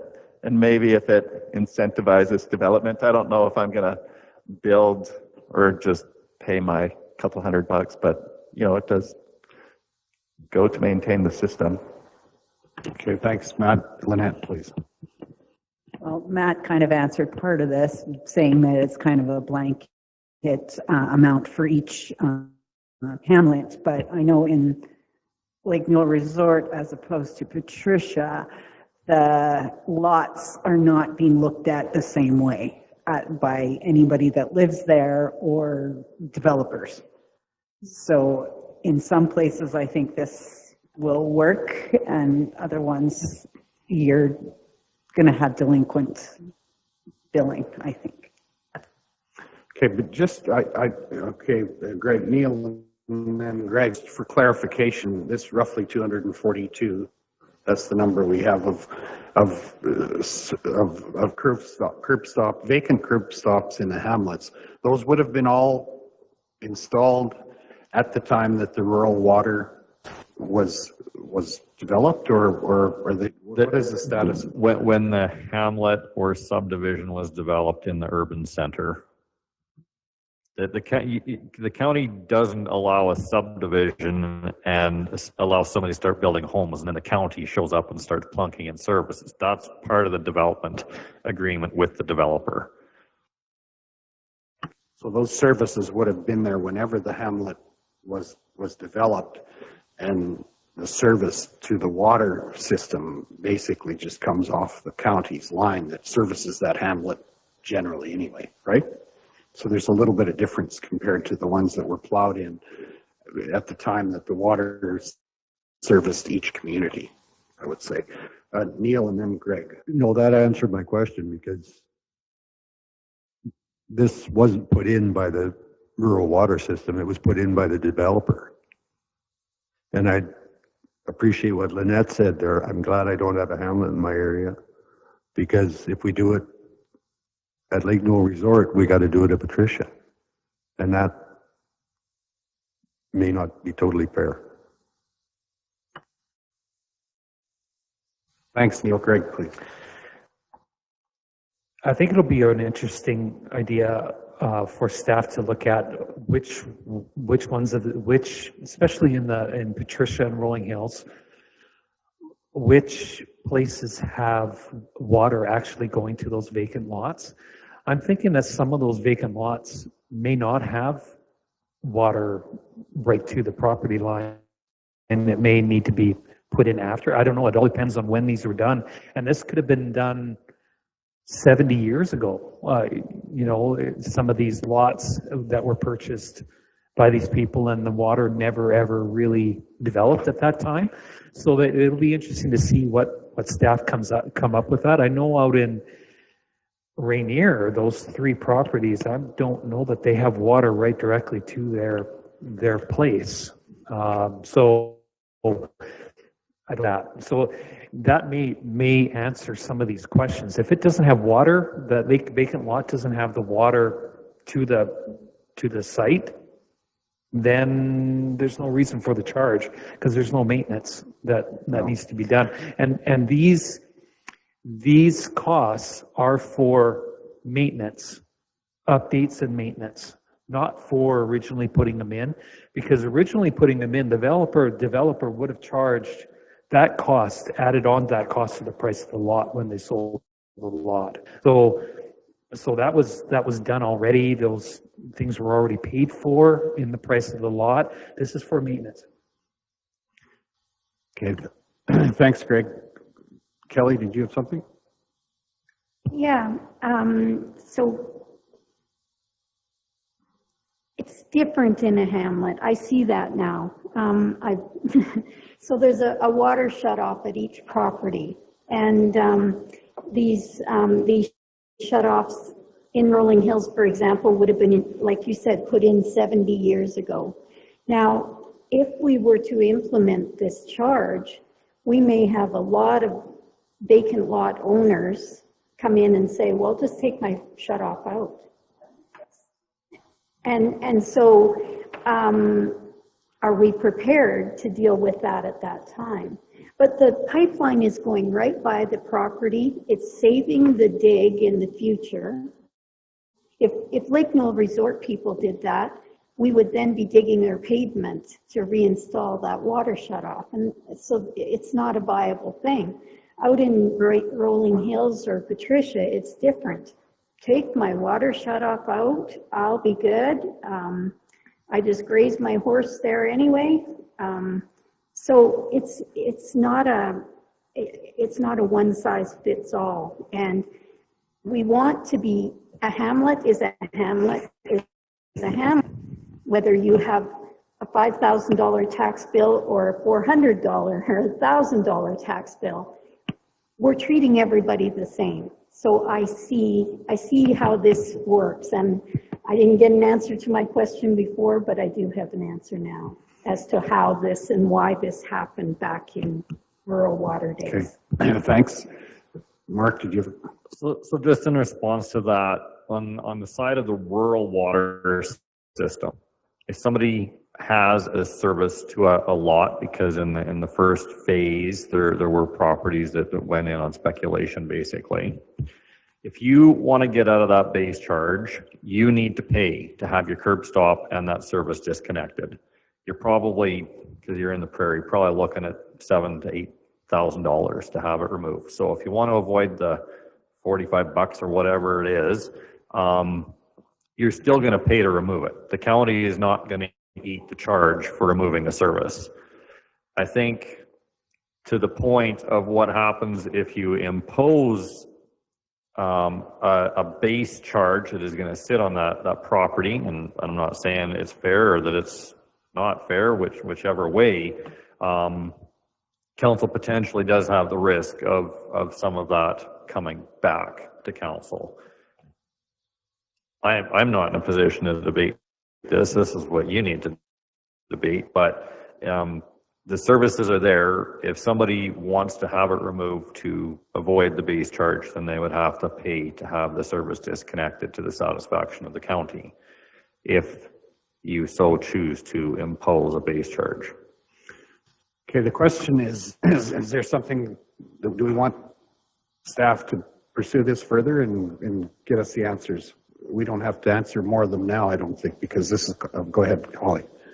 Yeah, I'd like to see staff pursue it. And in some of the communities like Scandia and Patricia and Rolling Hills, at least in Scandia, some of those lots are so small because they're old and they've actually been condensed. People own several lots to have a house and a garage on them because they were that small. So I think there's a piece that staff look at, at the smaller communities, what's actually involved in a yard site, and then perhaps adjust somewhat accordingly or have to consolidate lots so we can simplify this. But the idea of a base charge, I think, is good. It's just some of the smaller points of it. Okay, thanks. So we'll see this come back to us with further information. Okay, good. Let's move on. Thanks, Greg. The next item is yours as well, the Lake Newell Resort Pathway.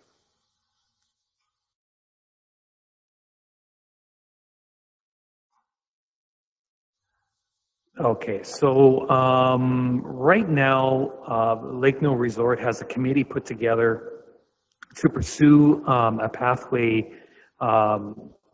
into Lake Newell Resort that will extend from the pathway that's being projected for out to Kimbrook. So this I basically had I ran on originally on as far as county council goes to be on council, and the reason why I am a proponent of this is for one thing it's safety, and it's safety in that we have a number of people, a very active community. A lot of runners, bikers, and walkers that use the main road as a way of recreation, and a number of people going to and from work. So there's many times I've been put into the ditch while using this road because it's very narrow. There's no shoulder, and it's windy, and there's hills on it. So it's we're just waiting for an accident to happen without anything being done. And we're also looking at a very active community. It's a younger community. A lot of people walking dogs, walking for recreation, cycling, and running. So I would, we put together this Lake Newell Pathway Association committee just to highlight what the cost would be and highlight what the community feels about a pathway. For the most part, there's a high number of people that do want a pathway. We've put out a survey to the resort, and bear with me here. I can't do two things at one time. Put a survey out to the community, and it's fairly. It was only done last Thursday, so we don't have that many people that have done it. But on Facebook, we do have some, and they. The question was asked how to pay for it, and would it be donations? Would it be sponsorships, tax levy, those type of things? Well, 85 to 86% of the people that have responded so far are for a pathway. We do have some people that are totally against it, and that's fine. About 85% are responding that they would sponsor and would donate, and only I think 25% would agree to a tax levy. Now we'll get better data from this moving forward. One of the questions that I wanted to ask people, and we didn't have that in the survey, was if this was a goal, or if it was a question of it being a goal or a not goal, would you support a tax levy? And this would be on each lot. It wouldn't be based on assessment or anything like that. It would be based on a per lot basis. So that means people that don't have a house on a lot, so the speculators would pay this also, and because property values would go up. I see Mark cringing, but I mean, it is due to property value. Property values would go up in the community. So this is one thing we're kind of putting out there. So it's just open for discussion, questions from council, and we do have an active group working on this right now. So.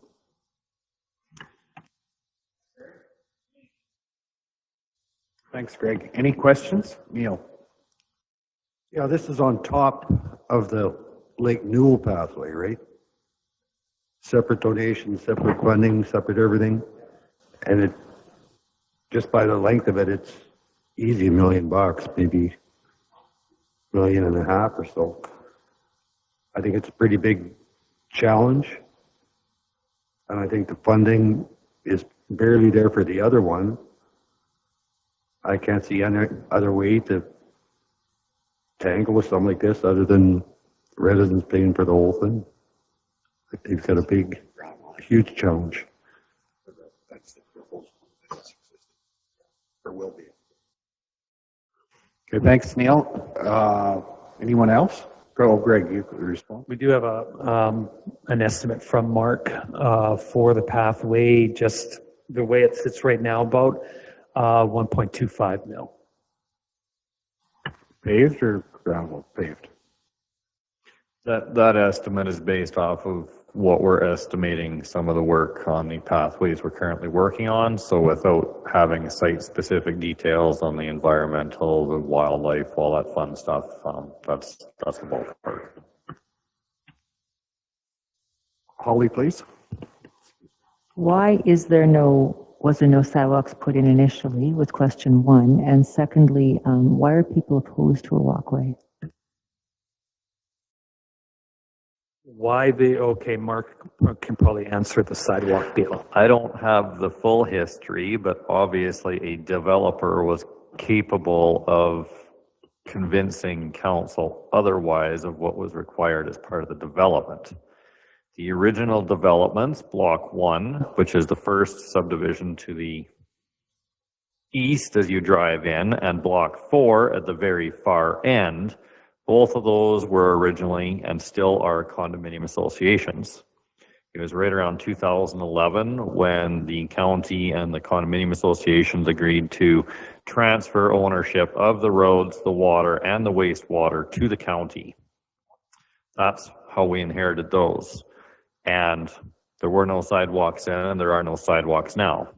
The proposals that have come in since then with developers also have not included sidewalks, and that was acceptable at the time. The most recent development out there would have been, I believe it was approved just before I started here in 2008. Okay, thanks, Mark. Kelly, please. How many kilometers is this pathway? Just for my interest. But ballparking at 4,280 lineal meters, so 4.3 kilometers, if you want to put it in that context. Thank you. Any other questions? Seeing none, go ahead and gather more information. Is that? Well, I think it's where we're at right now is we're still trying to get a pulse of what the community wants to do. So just this is just something to put in front of council that I do have a significant number of people in Lake Newell Resort area anyway that live there that would like to see something happen with this. So just putting it out there for council. Okay, thanks, Greg. Any other comments or questions? Seeing none. Anything else on the agenda that we have missed? Motion to, go ahead, Dan. Something came up yesterday in Tilly, and I had an idea last night. I didn't have anywhere near enough time to prepare something for the agenda, so this would be a kind of a post-agenda item or something, I guess. There's a lot of seniors that are on fixed incomes and don't have the money to make major repairs to their homes. They can't get loans from banks and whatnot to make these repairs. I'm just wondering if there's a possibility of setting up some kind of a fund that they can draw from, and then it would get paid back through their taxes or something. If there's any way we can set up some kind of a program for these people that are dealing with these kind of situations, because they're looking at times spending $6,000-7,000 on major repairs. They just don't have that when they're seniors sitting on a fixed income. Okay, thanks, Dan. Kelly? Alberta government does. Seniors benefits programs will help with appliances, small renovations. They can also take out mortgages on their homes through the Alberta government. So that is all available through FCSS, that information. That's what FCSS does, supports seniors. Okay. That's useful information.